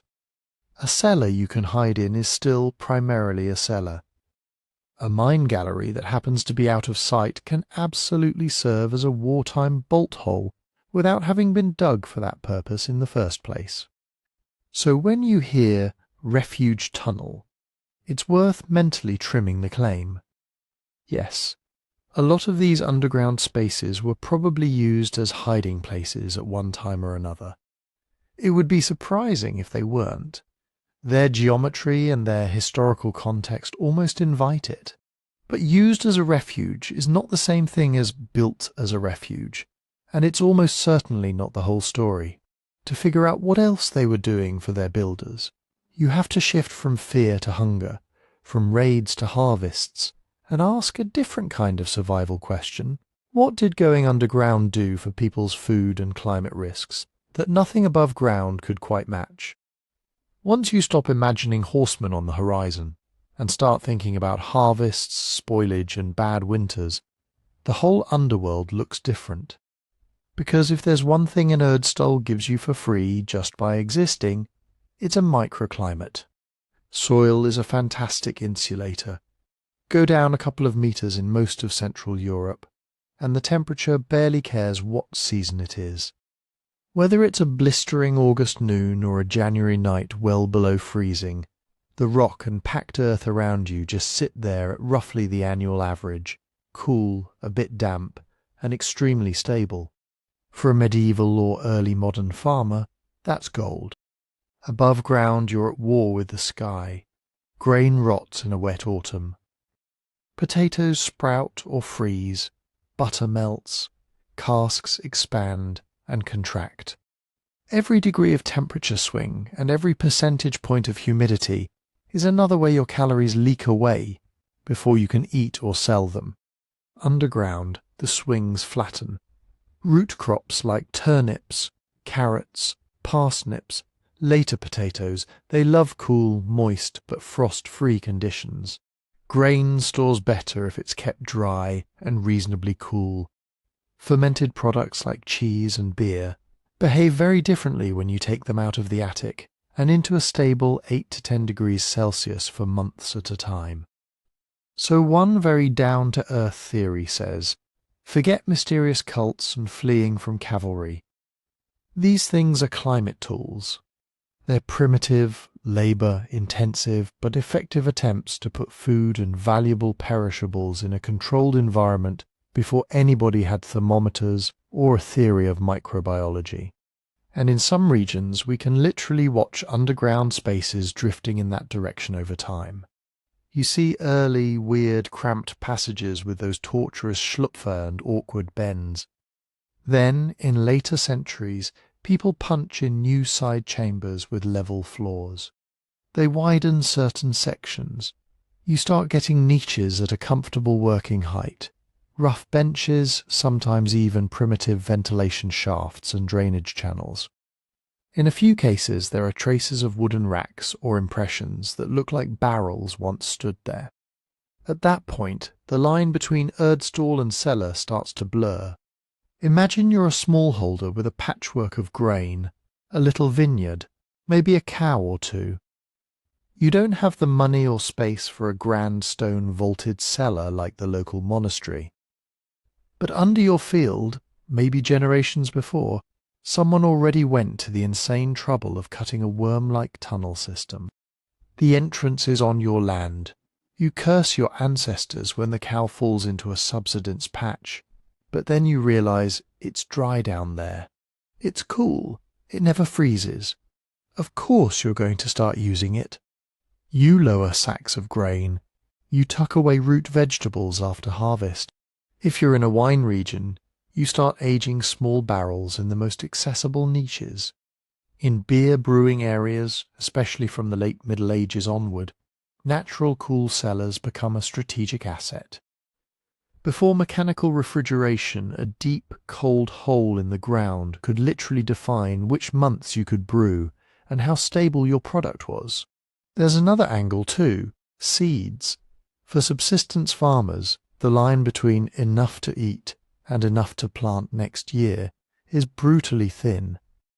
You have to protect seed grain from rodents, moisture, mould, and from your own hunger in a famine winter.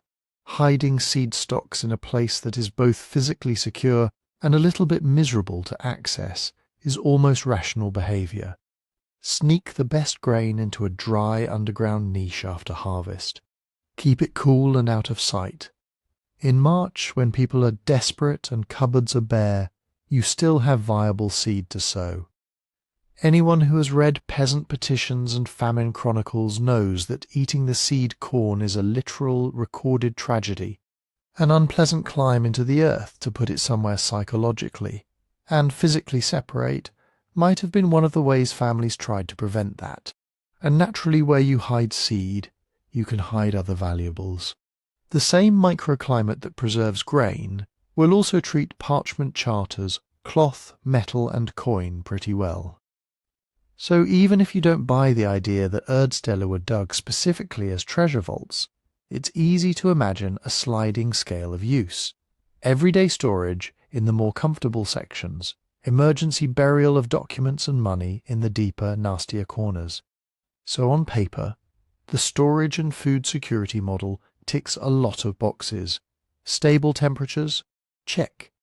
Protection from frost, heat, and rodents? Check. A logic that ties directly into the seasonal rhythms and economic anxieties of rural Europe. Absolutely. But then you go back into most classic Erdställe and your back and knees start protesting again. Because here's the problem. For a lot of them, the ergonomics are awful. We're not talking about cosy, barrel-vaulted beer cellars with cart tracks leading up to a big door. We're talking about passages where a modern adult has to crawl on elbows and toes. Chambers where you can't quite sit upright. Schlupfe you would not want to navigate while carrying a heavy sack of anything. Moving bulky goods through those constrictions repeatedly is not just unpleasant, it's inefficient.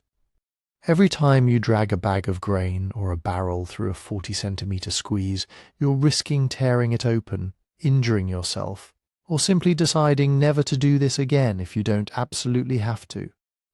Archaeologists notice something else. Many Erdställe lack the kind of wear patterns you'd expect from routine haulage. You don't see consistent abrasion on the lower walls and floors from sacks and barrels scraping through, at least not in the majority of surveyed sites. You don't see thick layers of chaff, spilled grain, or the compacted organic mush that builds up where people are constantly moving food in and out. Instead, you often get clean surfaces, occasional lamp niches, sometimes soot near entrances, but not the messy, stratified debris of centuries of regular storage. So the really narrow, really contorted examples just don't feel like they were designed with sacks and barrels in mind. That doesn't kill the storage theory outright. It just forces it to be more modest and more flexible. One way out is to imagine different eras of use, layered on top of each other. Phase 1, somebody, for reasons we still don't fully understand, digs a cramped, symbolically charged or defensive-minded tunnel in the early Middle Ages. Maybe it's a ritual space, maybe a short-term hideout, maybe something else entirely. Phase 2.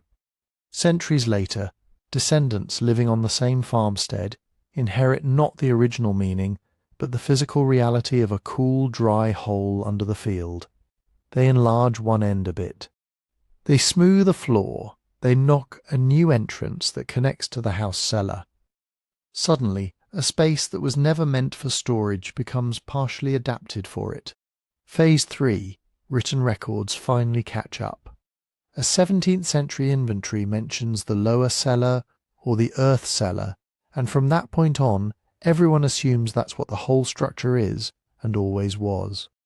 In that scenario, the storage function is real but secondary. It colonizes an older underworld the way vines colonize an old wall. Another possibility is selective use. Maybe only the first, more comfortable meters of a system ever saw sacks of roots or jars of preserved meat. The deeper, nasty bits stayed symbolically charged or simply unused, repurposed casually in folklore, as the place where the old ones hid without anyone regularly crawling all the way through. When archaeologists say, storage is part of the story, but not the whole story, this is what they're grappling with. The physics of underground microclimates make storage and food security an obvious practical benefit of going subterranean. The geometry of many Erdställe makes large-scale, routine storage a lot less convincing, which leaves us with an intriguing in-between picture.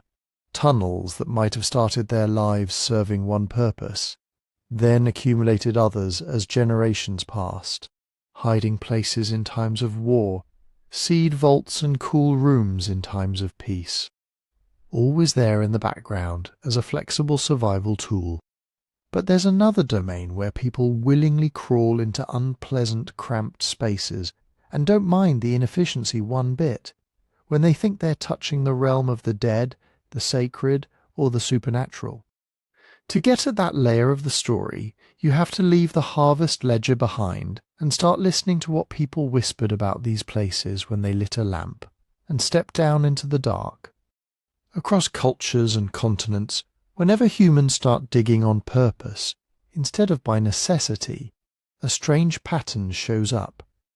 We create thresholds, not just useful holes, liminal spaces. Places that are deliberately hard to get into, that mark a transition from ordinary life to something else. Initiation caves in prehistoric Europe and Africa. Labyrinthine rock-cut tombs in the Mediterranean. Subterranean chambers under temples in the Near East. Even the cramped crawl spaces in some modern churches and shrines, only big enough for one body at a time to squeeze through. You don't make those for convenience. You make them to change how people feel. Crawling, especially in the dark, is inherently humiliating and disorienting. You lose your normal sense of up and down. Your body is forced into a childlike posture. Voices echo. Your own breath sounds too loud. Time stretches out between each pool of light. Anthropologists have a word for this kind of engineered in-between state: liminality. In initiation rituals around the world, people are symbolically separated from their old identity, taken into a marginal, often frightening zone, and then brought back as something new. Adults, full members of a group, apprentices who have seen behind the veil. Going down into the earth is a ready-made script for that. You descend into darkness and confinement. You undergo some ordeal. You emerge back into the light, birth, death, rebirth. It's the same symbolic grammar over and over. So when people look at Erdställe and see those deliberate constrictions, the schlupfer that force you to wriggle through a stone birth canal, the sudden tight bends, the little terminal chambers where only one or two bodies fit, it's tempting to see ritual architecture instead of bad engineering. If that's what's going on, what should we expect to find? Not altars and golden idols. Rural Europe in the early and high Middle Ages is not building underground cathedrals. But you might see patterning that doesn't make sense economically and does make sense symbolically. Repeated forms, the same sequence of narrow, wide along a passage, like a litany carved in clay. Special choices, tunnels placed under or near boundary lines, older burial grounds, chapels or crossroads, liminal on the surface, liminal below. Architectural features that are awkward for storage or hiding, but perfect for controlled movement. One-person choke points, dead-end cells that feel more like stations on a path than efficient rooms. And then there's the whisper network that clings to these places long after anyone remembers who dug them. In a lot of Erdställe regions, folklore clusters around very similar themes: underground little people, fairy folk, dwarfs, souls of the dead using the tunnels as roads, treasure that appears and disappears, ghostly processions moving through the earth on certain nights. You hear stories of children being sent, or forbidden, to crawl into specific passages as a kind of test of courage, of people who spent a night in the tunnel and came out changed, more pious, more wary, sometimes blessed, sometimes cursed. If you're hunting for ritual, those stories feel like a smoking gun. Except folklore is tricky. Most of the tales we have were written down in the 18th, 19th, and early 20th centuries, long after many Erdställe had already collapsed, been repurposed, or forgotten. Collectors loved anything that sounded ancient, pagan, or occult. Peasants loved giving scholars something entertaining. So we have to assume some of those old stories are actually new hats hung on old hooks. A mysterious tunnel under your field almost begs for a supernatural backstory. Even if the original function was purely practical, later generations might retrofit it into whatever mythic system they happen to live in. Roman treasure vaults, secret monk passages, entrances to the dwarf kingdom. That doesn't mean the ritual theory is wrong, it just means you can't lean on folklore alone. Archaeologists get cautious here, and with good reason. Calling something a cult site or ritual structure is what they half-jokingly describe as the last refuge of the confused. When you don't know what a thing is for, you can always say ritual and sound profound. To keep this honest, you need multiple lines of support. Do the tunnels show standardized, repeated layouts across different sites, suggesting shared ideas rather than random digging? Are the most constricted, least practical parts also the ones that show soot, traces of lamps, smoothed stone, where hands have passed repeatedly? That would imply people went there often enough to polish the rock, even though you can't really store or hide much there. Are they consistently positioned in relation to surface features we already know had symbolic weight at the time? Early churches, pre-Christian burial mounds, boundaries between villages or landholdings. In a few cases you also get odd little finds. A deliberately placed pot, a broken tool left where someone could easily retrieve it, but never did. Animal bones that don't look like kitchen waste. Each on its own proves nothing, but if they show up in similar positions in multiple Erdställe, the pattern starts to look less like coincidence. And yet, even with all that, we're still in the realm of hypothesis, not conclusion. No medieval text has turned up so far that says, on St. Martin's Eve, we take the boys into the earth tunnel, make them crawl through the squeeze, and tell them they are now men. No bishop's decree complains about peasants performing pagan rites in underground burrows. Until something like that appears, the most responsible way to hold the ritual and symbolism idea is as a strong maybe. A live option you keep on the table, refine with every new survey and excavation, but don't promote to fact just because it's compelling and fits our modern taste for mystery. The truth might be layered. A tunnel dug originally as a prestige project by a landowner who wanted his own underworld, used sporadically for oaths, initiations, or secret meetings. Later generations, less interested in symbolism, turn the front part into a root cellar. Still later, when the economic function drifts away, only the stories remain, and they grow in the telling. In that sense, the cultural theory doesn't compete with the refuge and storage models. It braids through them. People hide in sacred places. People store food in spaces they already feel are protected. People attach myths and rituals to any feature that stands out in the landscape and the imagination. So when we say maybe these tunnels are about rebirth, identity in the underworld, we're really saying don't underestimate how much work humans will do to give physical form to an idea. But if we're going to claim that about 12,000-year-old tunnels under all of Europe, not just a few cramped medieval networks in Bavaria and Bohemia, the evidential bar has to go way, way higher. To see why, we have to zoom out in time and ask what a truly Ice Age-era underworld tradition would even look like, and what the 12,000-year claim is actually asking us to believe. The 12,000-year story doesn't start in an excavation report or a lab. It starts on the internet. If you trace it back, the same basic narrative keeps popping up. Archaeologists discover 12,000-year-old tunnel system under all of Europe. Sometimes it's from Scotland to Turkey. Sometimes it's literally every country. The wording changes, but the skeleton is the same. A headline on a fringe history site, a blog post that cites that headline, a YouTube video that cites the blog, a meme that cites the video. By the time it hits your feed, it looks like common knowledge. If you dig for the source, you usually land at one of two places. The first is a handful of popular science articles from the early 2010s summarizing interviews with a German prehistorian, Heinrich Kusch.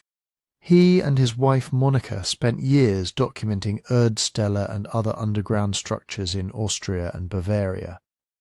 Kusch suggested that some European tunnel traditions might have very deep roots, possibly reaching back toward the end of the last ice age. In an academic context, that's a speculative idea. In a media context, it became a soundbite. Phrases like over 10,000 years or dating back to the Stone Age appear in secondary retellings, often without clear separation between what is actually dated and what is hypothesized continuity of tradition. Nuance goes in, headlines come out. The second feeder is a set of maps that circulate without citations. You've probably seen some version, a simplified outline of Europe crisscrossed by red lines or dots labelled 12,000-year-old tunnels. On closer inspection, those tunnels are a mashup of Erdställe, Roman mines, prehistoric flint quarries, natural caves, catacombs, partisan bunkers, and sometimes just folkloric cave names. No legend, no dating, no distinction. It looks like a single network because the map is drawn that way. Then somebody pulls a quote fragment. Stone Age Europeans may have dug long-distance tunnels, slaps it next to the map, and the claim hardens into archaeologists have proved, even if the archaeologist in question would never put it that way. So before we ask whether 12,000-year-old tunnels under Europe exist, we have to ask, what does 12,000 years actually mean? In European prehistory, that number is not just big, it's specific. 12,000 years ago puts you right around the end of the last glacial maximum's aftermath, and the beginning of the Holocene, the warmer, more stable climatic period we still live in. Ice sheets were retreating, sea levels were rising, environments were changing fast in most of Europe north of the Mediterranean. You're looking at late Upper Paleolithic and early Mesolithic hunter-gatherers. Small, mobile bands following game, exploiting seasonal plant resources, camping in rock shelters and near rivers. No fields, no permanent stone villages, no draft animals, no metal, no wheels. Where people did invest heavily in underground spaces at that time we actually see it. Decorated caves in France and Spain with paintings and engravings, rock shelters with thick layers of hearths, tools and bones. These places are archaeologically noisy. They're full of stuff because people used them over and over. If early Holocene Europeans had also been digging artificial tunnel systems on a massive scale, we wouldn't just know from one or two weird finds. We'd expect a pattern first, we'd expect tools. Stone picks and chisels leave distinctive scars on bedrock. Repetitive quarrying creates characteristic debris, specific kinds of flakes and broken stone. In tunnel contexts, you get wear patterns from repeated impact, maybe polish from handles, maybe specialized tool forms optimized for cramped spaces. If you dig that much rock with stone tools, you leave a signature. We'd expect to find clusters of those tools in and around entrances, with radiocarbon dates that consistently fall in the early Holocene. Second, we'd expect clear links to habitation. Hunter-gatherers don't usually pour enormous labour into a landscape feature that isn't integrated into their camp life. If they're investing in tunnels, those tunnels should connect to something. Nearby living sites, activity areas, ritual deposits. At 12,000 years ago, that means we should see tunnel mouths associated with known Mesolithic or late Paleolithic sites, the same styles of microliths, the same faunal assemblages, the same kinds of hearths, repeatedly across regions. Third, we'd expect the dates to stack up. Not one surprising radiocarbon date from a piece of charcoal in a disturbed fill. Not a single bone fragment from somewhere in the back. We'd need a whole distribution of early dates from multiple tunnels in multiple regions produced by multiple labs, all converging on the same broad time frame. Because if we're claiming a continent spanning underground tradition right at the Ice Age Holocene transition, That's a cultural phenomenon on the scale of rock art, or megaliths, or early farming. Those don't leave faint, ambiguous traces. They light up the archaeological record in dozens, sometimes hundreds of independent sites. And finally, we'd expect stratigraphy that makes sense. A 12,000-year-old tunnel doesn't just sit there pristine until a medieval farmer stumbles over it. Over millennia, entrances silt up, collapse, get reopened, get reused. If that's happened, we should see it. Older, sealed layers at the bottom of shafts and chambers, with younger cuts and refurbishments above. In other words, a vertical history in the dirt that shows early Holocene activity first, later medieval or early modern interventions second. That's what extraordinary chronology really demands. Not an extraordinary story, but extraordinarily consistent evidence. Across sites, across regions, across methods. So far, the 12,000-year claim mostly runs the other way. Big story, very small, very murky evidence. That doesn't prove there was no deep prehistory of going underground in Europe. We know humans were exploring caves long before the Holocene. We know they were leaving art and burials there tens of thousands of years earlier. But if we're going to argue that today's cramped Bavarian Erdställe are direct descendants of some Ice Age-era tunnel-building culture that stretched under all of Europe, the bar isn't one suggestive quote or an eye-catching map. It's a continent-scale pattern that can survive radiocarbon dating, microscopic tool analysis, and a room full of skeptical specialists. To see why that matters, we have to zoom out again and look at what Europe actually looked like underground, before and after the Ice Age, and what kinds of subterranean traditions we can genuinely document, as opposed to just imagine. If you could time travel back 12,000 years and stand anywhere in Central Europe, the first thing that would hit you isn't tunnels. It's how unstable everything feels. Glaciers that had sat like frozen bulldozers over Scandinavia and the Alps were in full retreat. As they melted, they didn't politely drain away. They dumped staggering amounts of water and sediment into the landscape. Rivers shifted course, sometimes violently.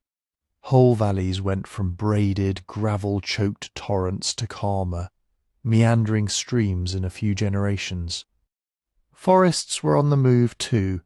What had been tundra and steppe crept toward birch, then pine, then mixed woodland. In some places, open hunting grounds turned into dense, shadowy forest within the lifetime of a single band. Animal communities followed suit. Reindeer herds pulled back north, while red deer, wild boar, and aurochs pushed into the new woods. For the people living through it, Europe wasn't a stable board on which you carve a giant underground network. It was a transforming machine. Coastlines moved tens of kilometres as sea levels rose. Low-lying plains like Doggerland, the now submerged land between Britain and mainland Europe, went from dry hunting territory to marsh to seafloor. And the humans themselves. They were not farmers with surplus time and draft animals. Around 12,000 years ago, most of Europe is late Upper Paleolithic shading into early Mesolithic. Small mobile groups of hunter-gatherers, microlithic stone toolkits, tiny razor-sharp blades set into wooden or bone handles, bows and arrows in some regions, fishing gear, simple huts and windbreaks that come and go with the seasons. Where they engage with the underground, it's mostly in two ways we can clearly see. One is cave use. Well before 12,000 years ago, people are going deep into natural caves for art and ritual. Lascaux, Chauvet, dozens of sites in Spain and France. At the end of the Ice Age, you still get decorated caves, hearths in entrance zones, burials tucked into rock shelters. These are not subtle traces. Soot layers, broken tools, animal bones, pigments, sometimes footprints. Archaeologists don't have to squint to see them. The second is opportunistic rock shelter and overhang use. People favour protected spots, cliff bases, shallow cavities, karstic nooks for repeated camping. Over centuries, these fill up with ash, bones, knapped flint. Again, archaeologically noisy. What you don't see at this horizon across Europe is extensive artificial tunnelling. There are hints of people modifying natural cavities, enlarging overhangs, building simple stone walls to close off openings. There are depressions and pits dug into loess and soil. But miles-long engineered galleries?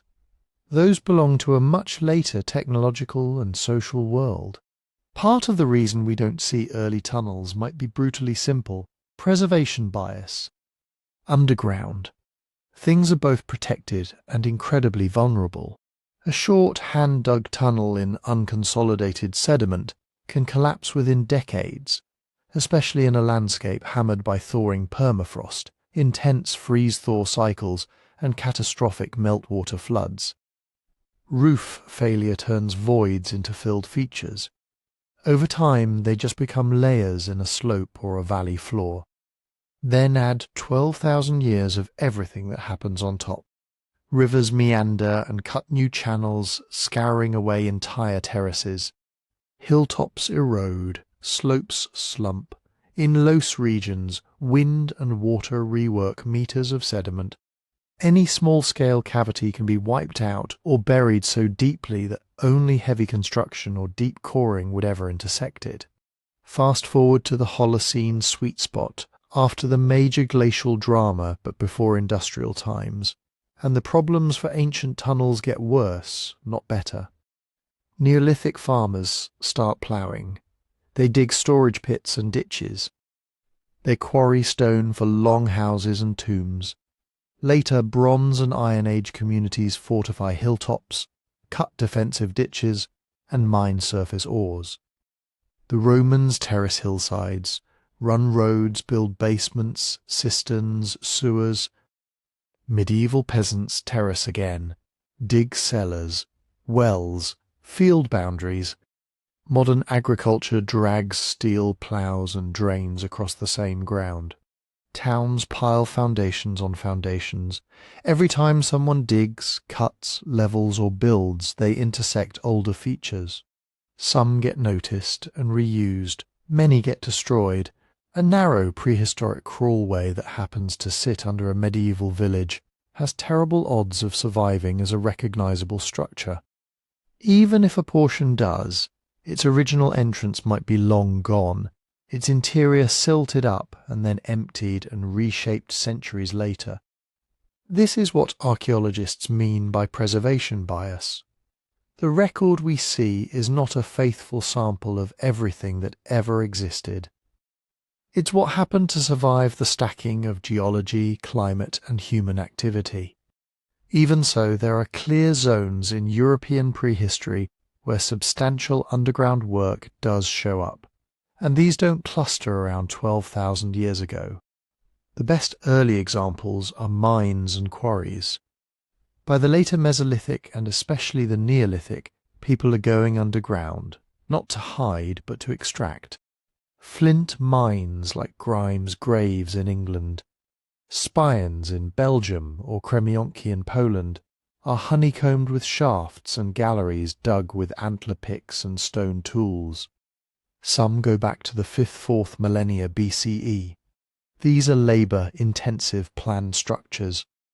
They leave unmistakable tool marks, discard piles and associated surface sites.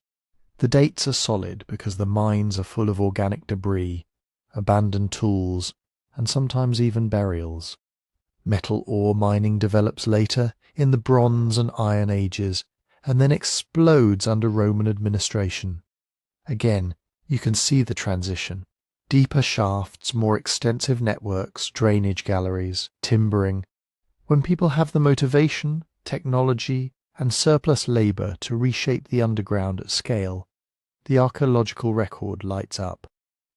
On the more speculative side, there are scattered claims of very early artificial caves and cut passages going back into the early Holocene or even late glacial, modified karst chambers, carved niches, enigmatic pits. Some may indeed represent the first steps toward deliberate subterranean construction for storage or ritual. Others are natural features later reinterpreted or reworked. The evidence is patchy, local, debated. What you don't get is a neat, continuous thread from Ice Age hunter-gatherer cave visits through hypothetical 12,000-year-old tunnels straight into medieval Erdställe. Instead, you see pulses, natural cave use, then much later, clear episodes of underground exploitation for flint, metal, water, burial, and occasionally refuge, each with its own technological and cultural fingerprint. So, when someone draws a single red line across a modern map and labels it 12,000-year-old European tunnel network, they're skipping over a messy reality, a continent whose underground story is constantly being written, erased, and overwritten, and where the places we can point to with confidence, especially at great age, are mines, caves, and shelters, not secret highways under every field. Understanding that messy backdrop is crucial before we start connecting dots on those viral maps and seeing patterns that might not actually be there. If you want to see how quickly our brains can outrun the evidence, all you have to do is look at the maps. You've probably seen some version of them online. Europe with a web of red lines snaking from Scotland to Turkey, from Portugal to the Baltic, labelled something like 12,000-year-old underground tunnel system. Maybe there are little glowing dots marked entrances. Maybe there's a bold claim in the caption about a lost prehistoric civilization that connected all of Europe. The problem starts long before the red lines get drawn. It starts with which dots get put on the map in the first place.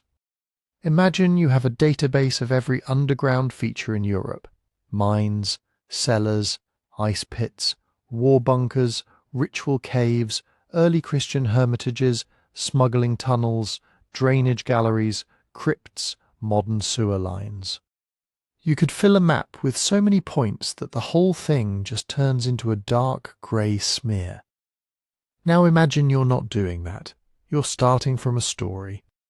You want ancient secret tunnels, so you cherry-pick. You take a list of known Erdställe in Bavaria and Austria. Then you sprinkle in some medieval refuge tunnels in the Czech Republic, a few monastery passages, a couple of Roman aqueducts, a World War II bunker complex that happens to be underground. Maybe a natural cave system that local folklore insists is man-made and very old. You ignore the dates. You ignore the fact that some of these things are mines, some are cellars, some are ritual caves, some are 19th century smugglers' cuts. On the map, they're all just dots. Now, you zoom the map out. Far out, so far that the differences in age, type and function are invisible. All you see is the spatial pattern. At that scale, something funny happens. Your brain hates randomness. It will do anything to impose order. Lines, clusters, corridors. You draw a line from one cluster of dots to another, and suddenly you've discovered a route. You connect 3 or 4 vaguely aligned dots, and it looks like a tunnel corridor. You trace a rough arc across the continent and call it the main axis of the prehistoric network. But those connections exist only on paper. Proximity is not connectivity. On the ground, most of these features do not physically link up. The Erdställe under one Bavarian farm don't secretly run to the next village. They often don't even connect all the buildings on the same property. Many end in blunt, unfinished walls. Some bend around geology or property lines in ways that scream local and practical, not continental superhighway. Even where you get multiple underground features near each other, say a flint mine on one hill, a medieval cellar in the valley, a Cold War bunker in the forest, they're stacked in time, not joined in space. Layer cake. Not subway map, but a map that just shows overlapping dots from many eras, with clear labels and dates, doesn't go viral. A clean, ominous red line across a continent does. And that's where social media does its thing. Someone posts a striking image, no scale bar, no legend, no sources. Just dramatic lines and a caption heavy on words like forbidden, suppressed, and they don't want you to know this. That image gets screenshotted, cropped, reposted. Each time it sheds a little more context. Maybe the original came from a perfectly boring academic atlas showing concentrations of medieval underground structures in a single region. But by the time it's been through a dozen conspiracy channels, it's now all known prehistoric tunnels. The font is bigger. The dates are fuzzier. The map projection is distorted so that distances seem shorter. Obstacles like mountain ranges vanish into stylized shading, and our sense of scale is gone. A 5-kilometre cluster inside a single valley looks, at thumbnail size, like a segment of some grand trans-European artery. You see it, your pattern-hungry brain fires, and the story writes itself. This isn't a bunch of local oddities. It's a system. So how do you push back against that illusion without needing a PhD or a full GIS lab on your laptop? You build a simple toolkit for looking at maps. Anytime you see a dramatic tunnel map, ask 4 boring questions. They're not exciting, but they're lethal to bad claims. First, what are the sources? Is there a reference to an actual survey, a regional archaeological inventory, a published article? Or is it just researchers have found with no names, no institutions, no way to check? Real archaeological maps are tiresome that way. They come with captions, bibliographies, sometimes even ugly reference numbers. Second, what exactly is being mapped? Are those dots all one kind of feature? Only Erdställe? Only known artificial tunnels? Or is it a Frankenstein mix of caves, mines, cellars, catacombs and modern infrastructure? Vague labels like subterranean structures are a red flag. Archaeologists are usually pedantic. They'll distinguish a flint mine from a burial cave from a storage pit. Third, where are the dates? A map that claims a 12,000-year-old network should show some kind of temporal information, even a rough range. If everything from Neolithic flint mines to 19th century wine cellars is just pooled into one timeless layer, you're not looking at a prehistoric network. You're looking at 5 or 6 different underground traditions mashed together. Fourth, what's the definition of connected here? Do the supposed corridors correspond to excavated walkable passages, or are they just nearest neighbour lines between sites that happen to be within, say, 20 kilometres of each other? Have any of those corridors been physically traced underground, or are they entirely inferential? A line drawn on a map is not evidence of a tunnel. It's a hypothesis that needs to be tested. Once you start asking those questions, the giant, unified network tends to dissolve. You still see patterns, real ones, clusters around certain kinds of geology, densities in regions with specific historical pressures, border zones, raid-prone frontiers, mining districts. You see that multiple cultures, over thousands of years, independently decided to dig into the earth for safety, storage, ritual and extraction. That story is still fascinating, but it's not the story of one civilization in 10,000 BCE carving a continuous hallway from the Atlantic to the Black Sea. It's the story of many different peoples in many different centuries, each leaving their own marks underground, marks that our modern maps can easily stitch into a single illusion if we're not very careful about what those lines actually mean. If the maps are where modern myths get born, the villages are where the older ones live. Because wherever you find a tunnel, you almost always find a story attached to it. Sometimes several, stacked like sediment. Ask people in a Bavarian village what that weird locked door in the hillside used to be, and you'll hear a familiar set of themes no matter which country you're in. There was a secret passage from the church to the castle. There was a tunnel that ran all the way to the next town. Our ancestors hid down there from raiders, from soldiers, from the French, from the Swedes, from whichever enemy last burned its way through local memory. The priest used it to flee. The Lord used it to escape. The rebels used it to meet in secret when the king's men were searching the houses. On paper, those claims don't hold up very well. The tunnels are short, cramped, and often don't point anywhere near the next village, much less the fortress on the hill. Many stop abruptly in bedrock. No side branches, no grand exits, no space for a dozen people to slip through silently in full armour. But that doesn't mean the stories are worthless.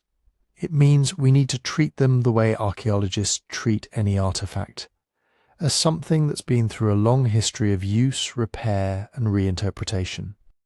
Think about how a legend like Secret Passage to the Church might actually form. In the beginning you have an underground void. Maybe it's an Erdstall dug in the High Middle Ages. Maybe it's a later storage tunnel or an older cave repurposed. At some point people stop using it. Entrances collapse. Ownership changes. The memory of what it was for starts to fade. Then, a few centuries later, somebody rediscovers an opening during construction, or a child squeezes into a crack in the cellar and comes back wide-eyed with tales of a tiny passage that goes on forever. The adults don't know its origin. The church is the most important and most permanent building around. The castle is the other obvious candidate. Important people surely had escape routes. So the story writes itself. Take another common thread: hiding during raids. Central Europe spent centuries as a corridor for armies. 30 years' war, Ottoman campaigns, local feuds. Tax collectors with soldiers at their back. Even if no one in your family ever actually climbed down into a tunnel with a sack of grain, while troops torched the barns, the possibility feels real enough that the story sticks. Sometimes there is a hard kernel of truth inside that legend. We have written accounts from various periods describing people hiding in cellars, caves, or ad hoc dugouts during raids. We know that in some frontier zones late medieval people did build purpose-made refuge spaces connected to houses or churches. And in a few cases archaeologists have found charred timbers, collapsed access shafts, or hastily abandoned objects in tunnels that really do line up with a period of known local conflict. But those cases are the exception, not the rule. What usually happens is subtler. A community knows from its own oral history that our people once had to hide. They also know from lived experience that there is a weird, hard-to-explain underground feature near the farm. Over time, those two facts fuse. The tunnel becomes the stage for the memory, even if the original hiding place was just a ditch in a hedgerow. That's how legends work. They don't need to be literally accurate. They need to be emotionally and symbolically satisfying. And once a story attaches to a place, later discoveries get pulled into its gravity. If a new passage is broken into while repairing a house foundation, it's not just another tunnel, it's part of the old escape route. If someone digs a water line and hits a short, isolated void, it's where the secret passage collapsed. The legend grows by absorbing every scrap of underground oddness in the area, no matter when or why those spaces were actually made. This is why you have to be careful how you use folklore. Dismiss it entirely, and you lose a powerful tool.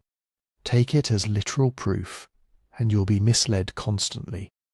Archaeologists in tunnel-rich regions quietly do something in between. They listen.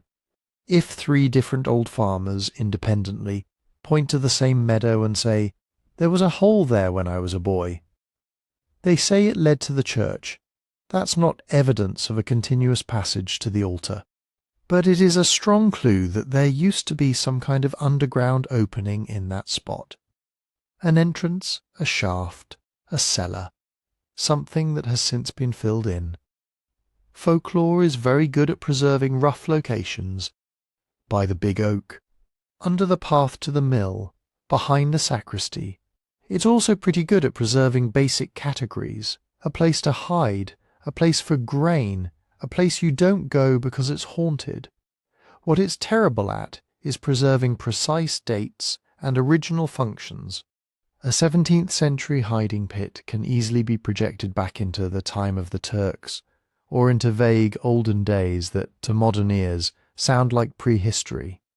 An 1800s smuggler's tunnel can become Roman, a high medieval Erdställe can, in the retelling, serve as everything from a pagan ritual site to a World War II bunker, depending on which period looms largest in local identity.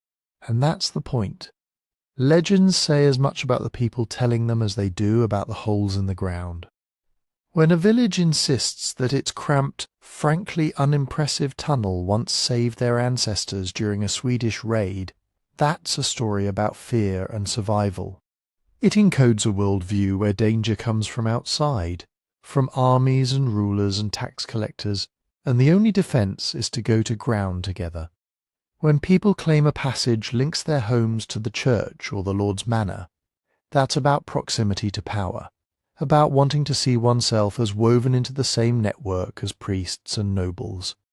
We too were part of the secret infrastructure. When an Erdställe is rebranded as a pagan cave haunted by spirits, that's about drawing a line between us, the Christian present, and a dangerous, half-imagined them in the past. Identity, defined by contrast, gets anchored in a physical space. So yes, tunnel folklore clusters for a reason. Underground spaces are perfect containers for unresolved anxieties, fear of invasion, mistrust of authority, unease about the dead, pride in local resilience. You can project anything into the dark, and once a story is down there, it's hard to dig it out completely. For our purposes, that means two things. First, local legends can help you find things that no map shows. Blocked shafts, forgotten chambers, collapsed entrances. They're a kind of fuzzy human-made survey data spanning centuries. Second, those same legends are useless for proving that a given tunnel is 12,000 years old, or that it once ran to the next country, or that it was definitely built as a wartime refuge. They're evidence of community memory, not of construction dates. If you want to know how old a tunnel actually is, and what it could realistically have been used for, you have to leave the ghost stories at the entrance and bring in something less romantic and a lot more invasive. You have to start measuring, scanning, digging, and even then, there are things the rock still refuses to tell us. So let's follow the people who do exactly that. You can picture them if you want, but underneath the hard hats and clipboards, what they're really doing is trying to turn messy, fragmentary underground reality into numbers. The first step often doesn't even involve going underground at all. It starts from the sky. Modern surveys use LiDAR, laser pulses fired from planes or drones, to strip away the forest and the clutter and leave you with a bare digital skeleton of the landscape. Trees disappear, barns vanish. What's left are microfeatures in the ground itself. Subtle banks, filled in ditches, forgotten hollow ways, faint depressions where shafts once collapsed. In tunnel country, those tiny sags and ridges matter. An old entrance shaft filled in 300 years ago might now be nothing more than a shallow oval dip in a pasture. To the naked eye, it's just that bit where the cow cart always jolts. In a LiDAR model, it shows up as a clean geometric anomaly, one that lines up eerily well with similar dips marching along a contour. You're not seeing the tunnel, but you're seeing the surface scars of whatever's down there. Where the geology cooperates, investigators then switch from looking down at the land to looking into it. Ground-penetrating radar, GPR, sends radio waves into the earth and listens for echoes from buried features. Changes in soil density, voids, stone walls all respond differently. When you drag an antenna back and forth across a field, You're basically mowing stripes of invisible data. In dry, homogeneous soils, GPR can pick out cavities a couple of meters down with impressive clarity. You get slices of the subsurface, layer by layer, like a CT scan for dirt. Sometimes the output is almost too tantalizing. Clean arcs and blobs that scream, "Something is here," but don't immediately tell you whether that something is an ancient tunnel, a root channel, or a modern pipe trench. And in many of the classic Erdställe regions, you hit limits quickly. Wet clays and saturated ground scatter radar waves. Rubble and mixed fill produce messy, noisy signals. Depth is limited. Arching stone roofs and narrow, irregular passages don't always give you the kind of neat, textbook reflections you'd love to see. In some valleys, GPR is a revelation. In others, it's a very expensive way of confirming that yes, the subsurface is complicated and you're still mostly blind. So investigators do what humans have always done when tools fall short. They go inside. Once a tunnel is accessible, the modern default is no longer just a tape measure and a sketch. It's 3D laser scanning and photogrammetry. A laser scanner sits at one point in the passage and throws out millions of beams, timing how long each one takes to bounce back from the walls, the floor, the ceiling. Every return is plotted as a point in three-dimensional space. Move the scanner, repeat the process from another angle, stitch the point clouds together. The result is an absurdly detailed digital ghost of the tunnel. Every niche, every bend, every awkward constriction exists as coordinates. Distances and volumes stop being guesses. They become exact numbers. Photogrammetry does something similar using photos instead of lasers. Take hundreds of overlapping images as you inch along the passage.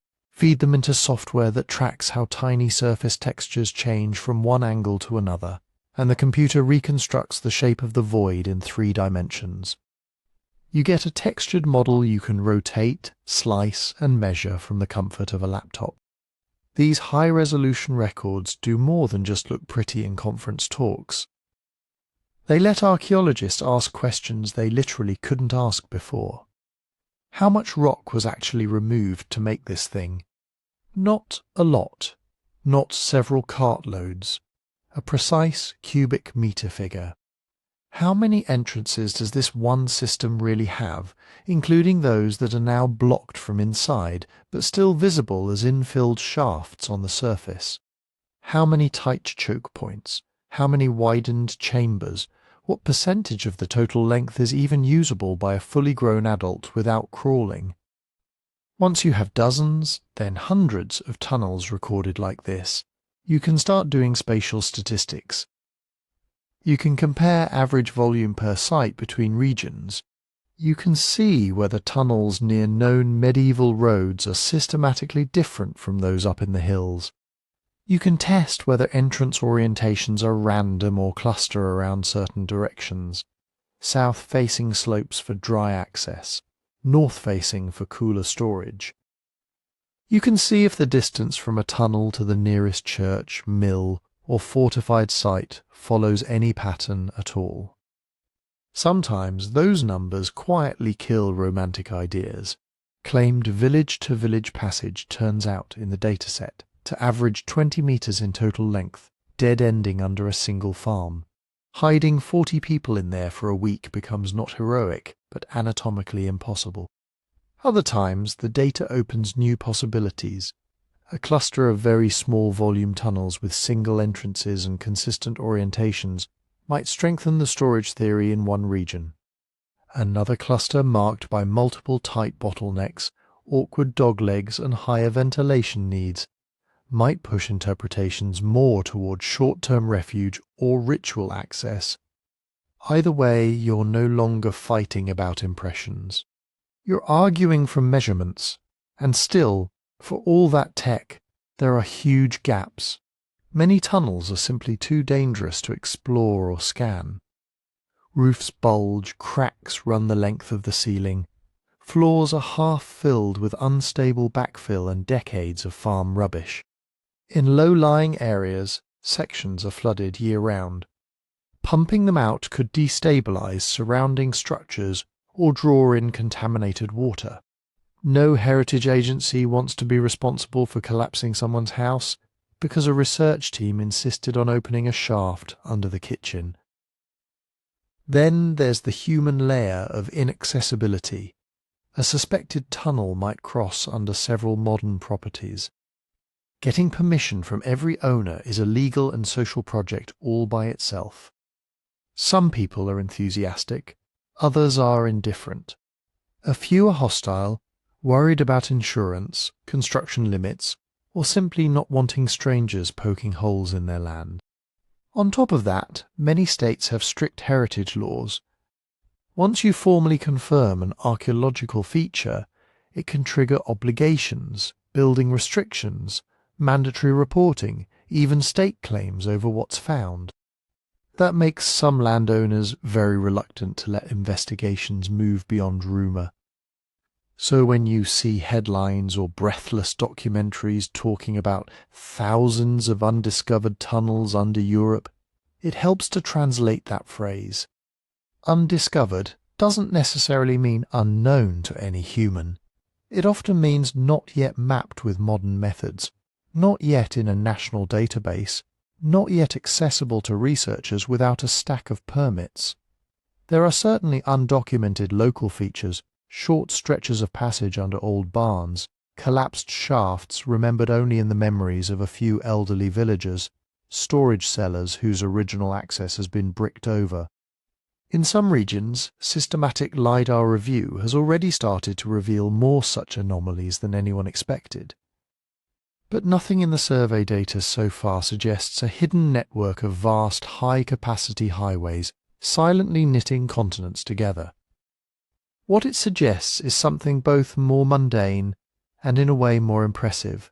Countless small human projects, dug at different times for different reasons, scattered across the landscape like punctuation marks.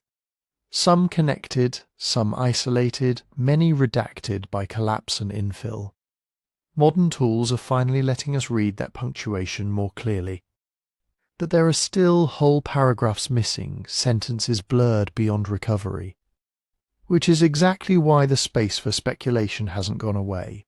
If anything, the sharper our measurements get, the stranger the remaining questions become, and that's where the really wild theories like to move in.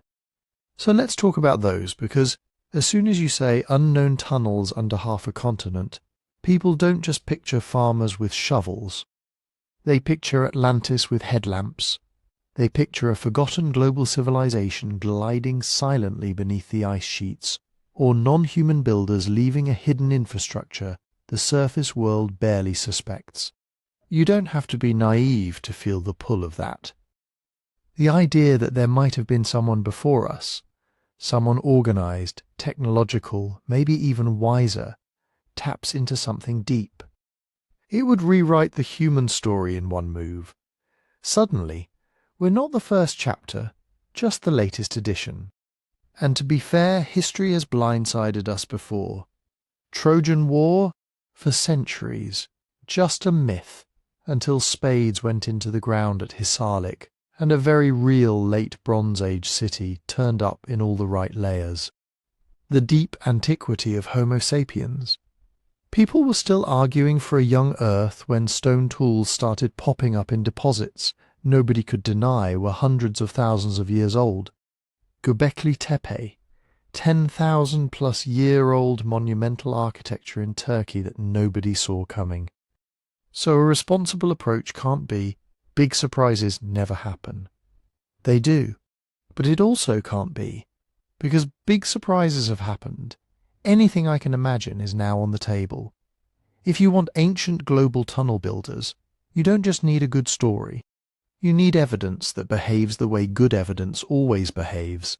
For something like a 12,000-year-old Europe-wide network, 3 things would have to line up.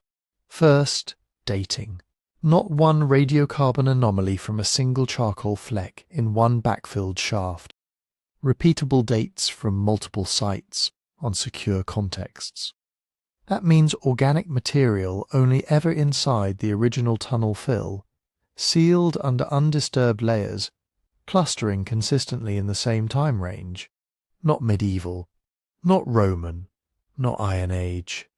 Late Pleistocene, again and again, across different regions. Second, continuity.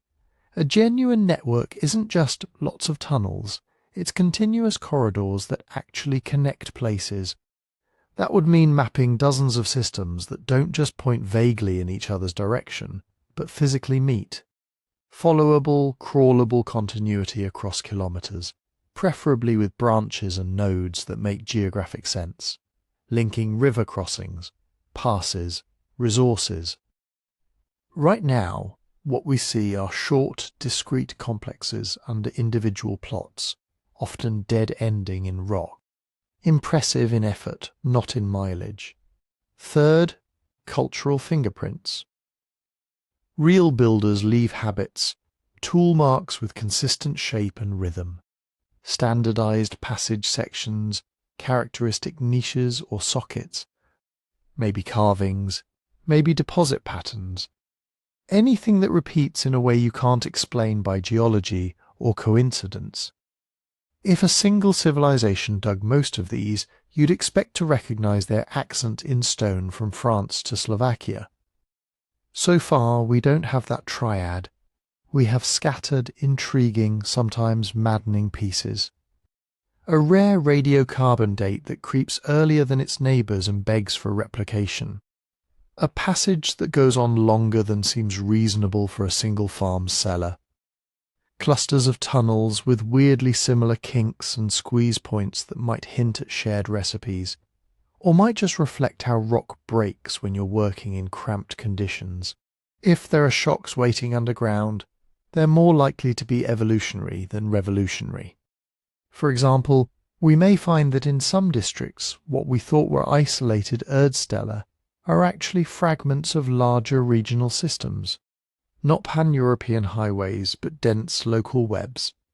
10, 20, 50 short tunnels stitched together by now collapsed links, forming a kind of underground fringe around high-risk border zones or market towns. Refuge, storage, perhaps controlled access to something valuable, all woven tighter than we currently realize. We might uncover stratigraphy that shows earlier ghost phases beneath later work. You dig into an 18th century wine cellar, only to find it neatly reuses a 12th century refuge passage, which in turn cut through an even older, rougher void with a totally different alignment. Same spot, 3 different tunnel cultures stacked like palimpsests.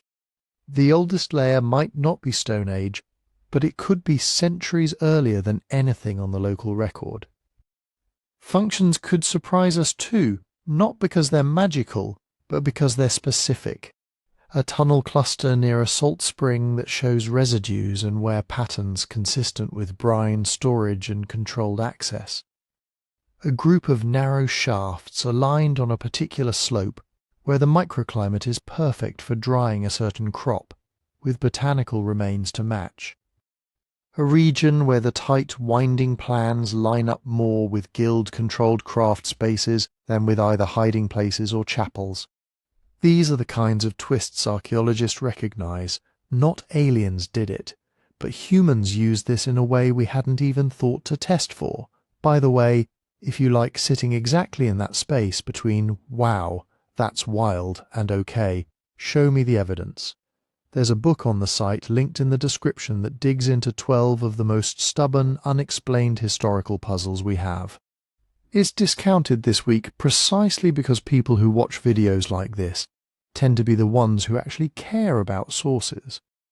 And that's really the posture that makes exploring mysteries sustainable. Let the wonder in. Let yourself ask, what if we're missing something huge? But pair that with a ruthless standard. Claims earn belief by surviving tests, not by being dramatic. If someone says these tunnels were built by a lost Ice Age super-civilization, the fair response isn't to laugh it off or to nod along. It's to say, okay, Show me the consistently ancient dates. Show me the continuous corridors. Show me the distinctive tool marks that appear nowhere in later history. If all we ever get are anecdotes, misread maps, and photographs of the same medieval stairs from 3 angles, then the claim stays in the story box, not the history box. At the same time, we have to admit our own blind spots. There are entire hill slopes that have never seen a LiDAR sweep.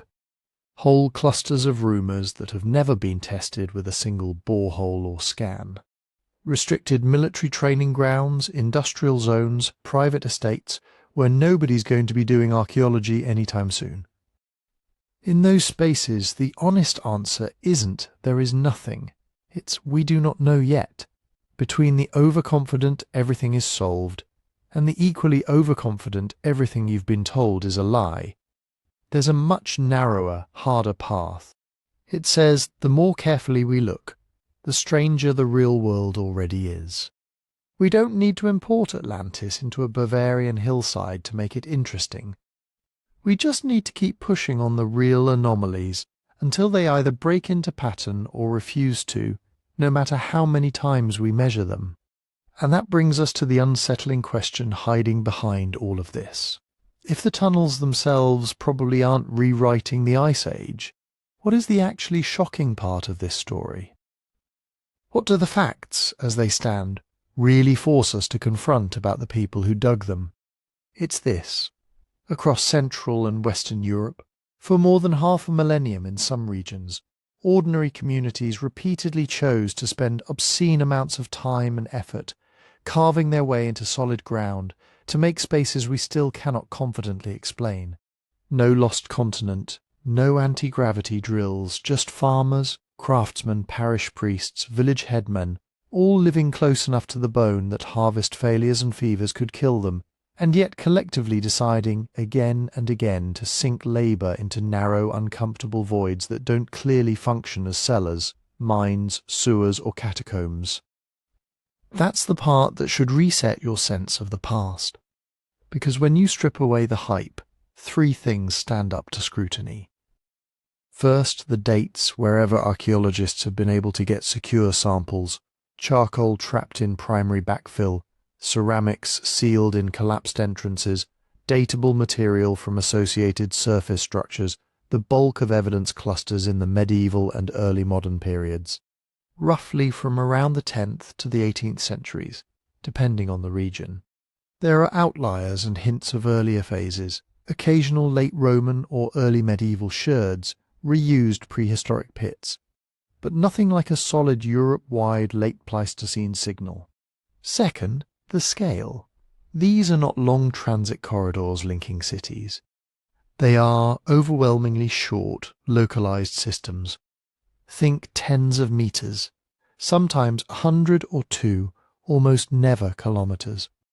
They twist, they loop, they double back. Many terminate in blind ends or tiny chambers with no obvious practical gain for the effort invested. You cannot march an army through them.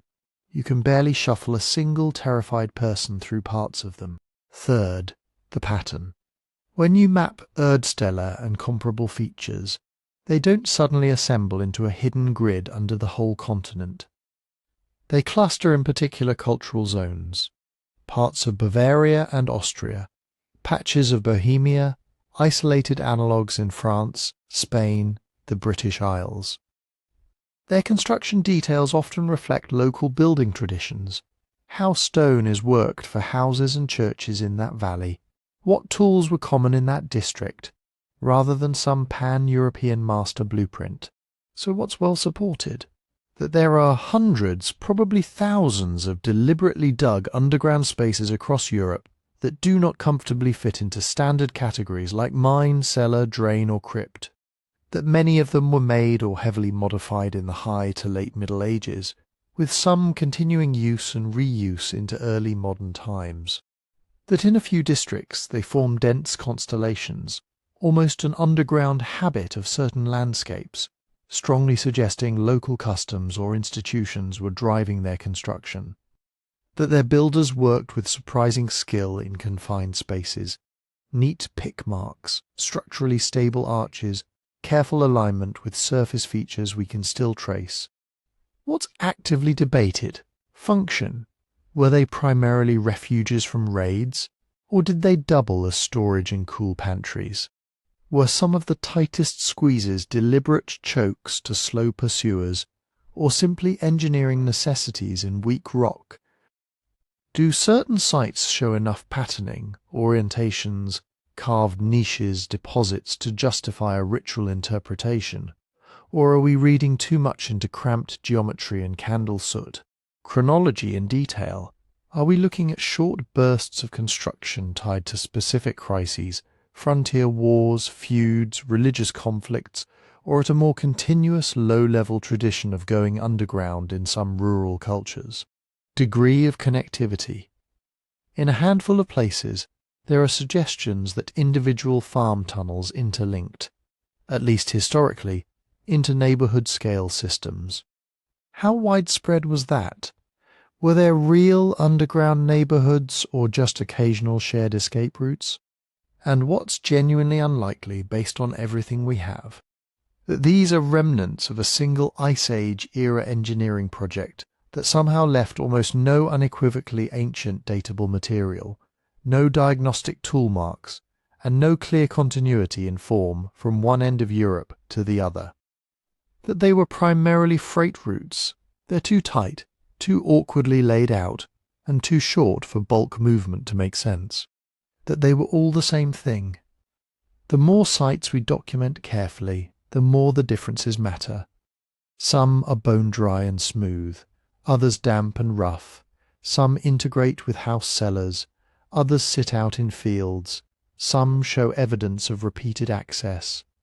Others look like they were used intensely for a while and then sealed. So why is the mystery still alive? Partly because the record is thin by nature. Erdställe are small, easy to miss, easy to destroy.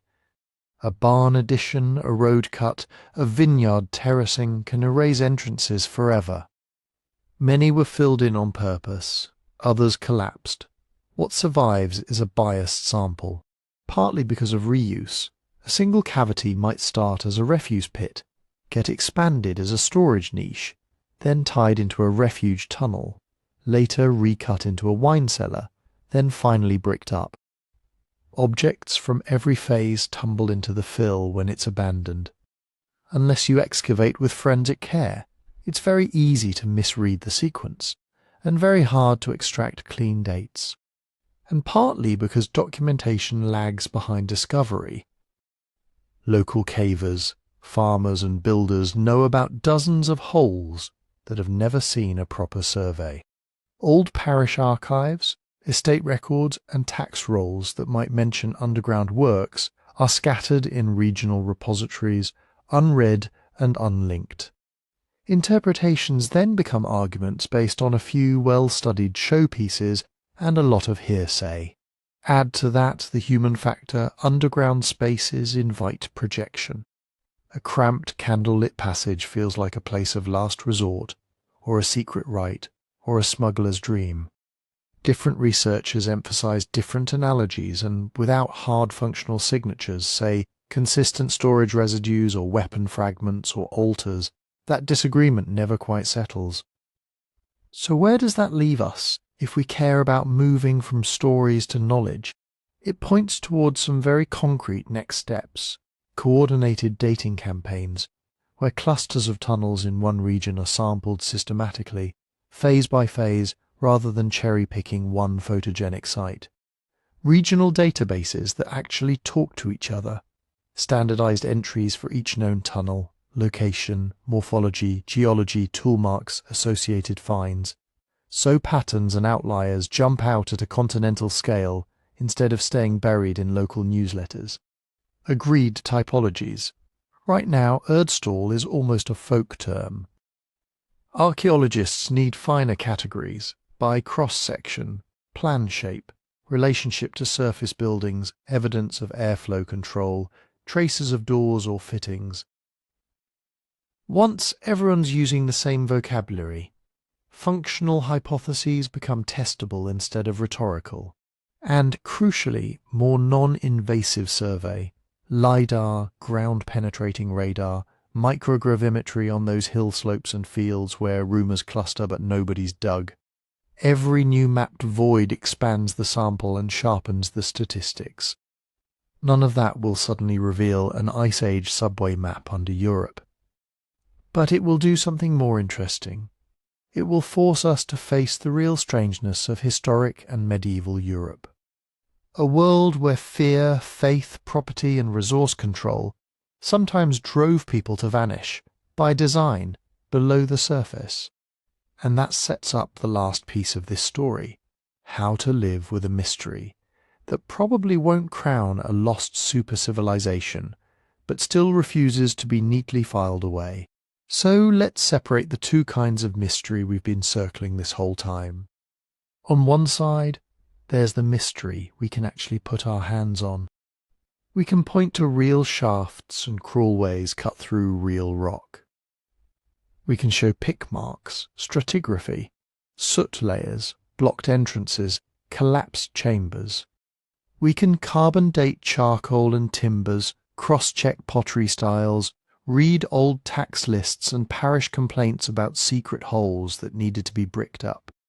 That body of evidence across multiple regions keeps pointing in a consistent direction. Most of these tunnels are not 12,000 years old. They cluster in the last 1,000 years or so, with earlier hints pushing some traditions back into late antiquity or the early Middle Ages, but nothing that securely breaks into the deep Ice Age. They are not a single, continuous, continent-spanning supernetwork. Their regional traditions, Bavarian Erdställe, Austrian Schrazzelecker, Breton Souterrains, Cornish Fogus, Galician Minas, and a dozen other local flavours. Each has its own engineering quirks, its own favourite rock types, its own relationship to farms, churches and villages. They were dug by people whose names we'll probably never know, but whose world we can partially reconstruct. Raided borderlands, feuding neighbours, harsh winters, tight harvest margins, local saints and local fears. People who saw value in having somewhere else to go, downward, when the surface felt unsafe or insufficient. That's the provable mystery. Why so many communities over so many centuries chose to bite into the earth in ways that don't line up neatly with cellar, mine or sewer, and then largely forgot to tell their descendants why. On the other side, there's the mystery we imagine. This is where 12,000-year-old tunnel maps come in. The idea of an Ice Age road system under all of Europe, a shadow infrastructure built by a civilization that predated writing by 8,000 or 9,000 years and then vanished. It's not that pre-Holocene Europe didn't have underground spaces. Caves have been sanctuaries, art galleries and shelters for at least tens of thousands of years. People have been modifying rock shelters, digging storage pits, and experimenting with covered spaces since long before the Neolithic. It's that, so far, nobody has been able to show a continuous line from those Pleistocene and early Holocene practices to the tight, carefully picked medieval tunnels in Bavaria, or to do the basic, boring scientific work that would be required to prove a 12,000-year-old engineered system, secure stratigraphy, undisturbed datable material, diagnostic stone tools or metallurgy where they belong in time. Until that evidence exists, 12,000-year-old tunnels under all of Europe stays where it belongs, an imaginative overlay, not a description of the stuff in the ground. But that doesn't mean the story is over. There are still basic questions we can't answer. In specific districts, did these tunnels really function as last-ditch refuges? Or were they mostly cool storage with a side benefit of concealment? Are some of the most contorted plans deliberate psychological architecture, spaces designed to intimidate, to initiate, to frame ritual movement? Or are they just what happens when you dig with poor light and conservative engineering in bad rock? How many phases are we missing when you see a neat, plastered chamber opening off a rough, low crawlway? Are you looking at one project with changing plans, or two different centuries talking to each other through stone? And how many tunnels are simply gone or still sealed? Every time a new one appears in a field wall or road cutting, it rewrites the map a little. The densest clusters we know might not be the densest clusters that ever existed. They're just the ones that survived long enough and loudly enough to be noticed. So we're left with a choice. We can cling to the hope that the next hole in a hillside will disgorge an Ice Age subway station, prove that maps of Europe-wide tunnels were basically right, and vindicate every wild theory about prehistoric engineers. Or we can take the tunnels on their own terms, as artifacts of an already astonishing human story. Medieval and early modern Europeans who thought vertically as well as horizontally, who invested scarce labour into vanishing places, who moved goods and fears and maybe prayers through spaces we still struggle to categorise. If history has a pattern, it's that reality, when we finally pin it down, is usually stranger than the first round of myths, but in different ways than we expected. The real shock may not be that there isn't an Ice Age superhighway under your feet. It's that, given enough patience and enough careful fieldwork, we might end up with something richer, a layered atlas of local underground habits, each one telling us how people in that valley, in that century, tried to manage danger, scarcity, and the invisible. And that's where you come in.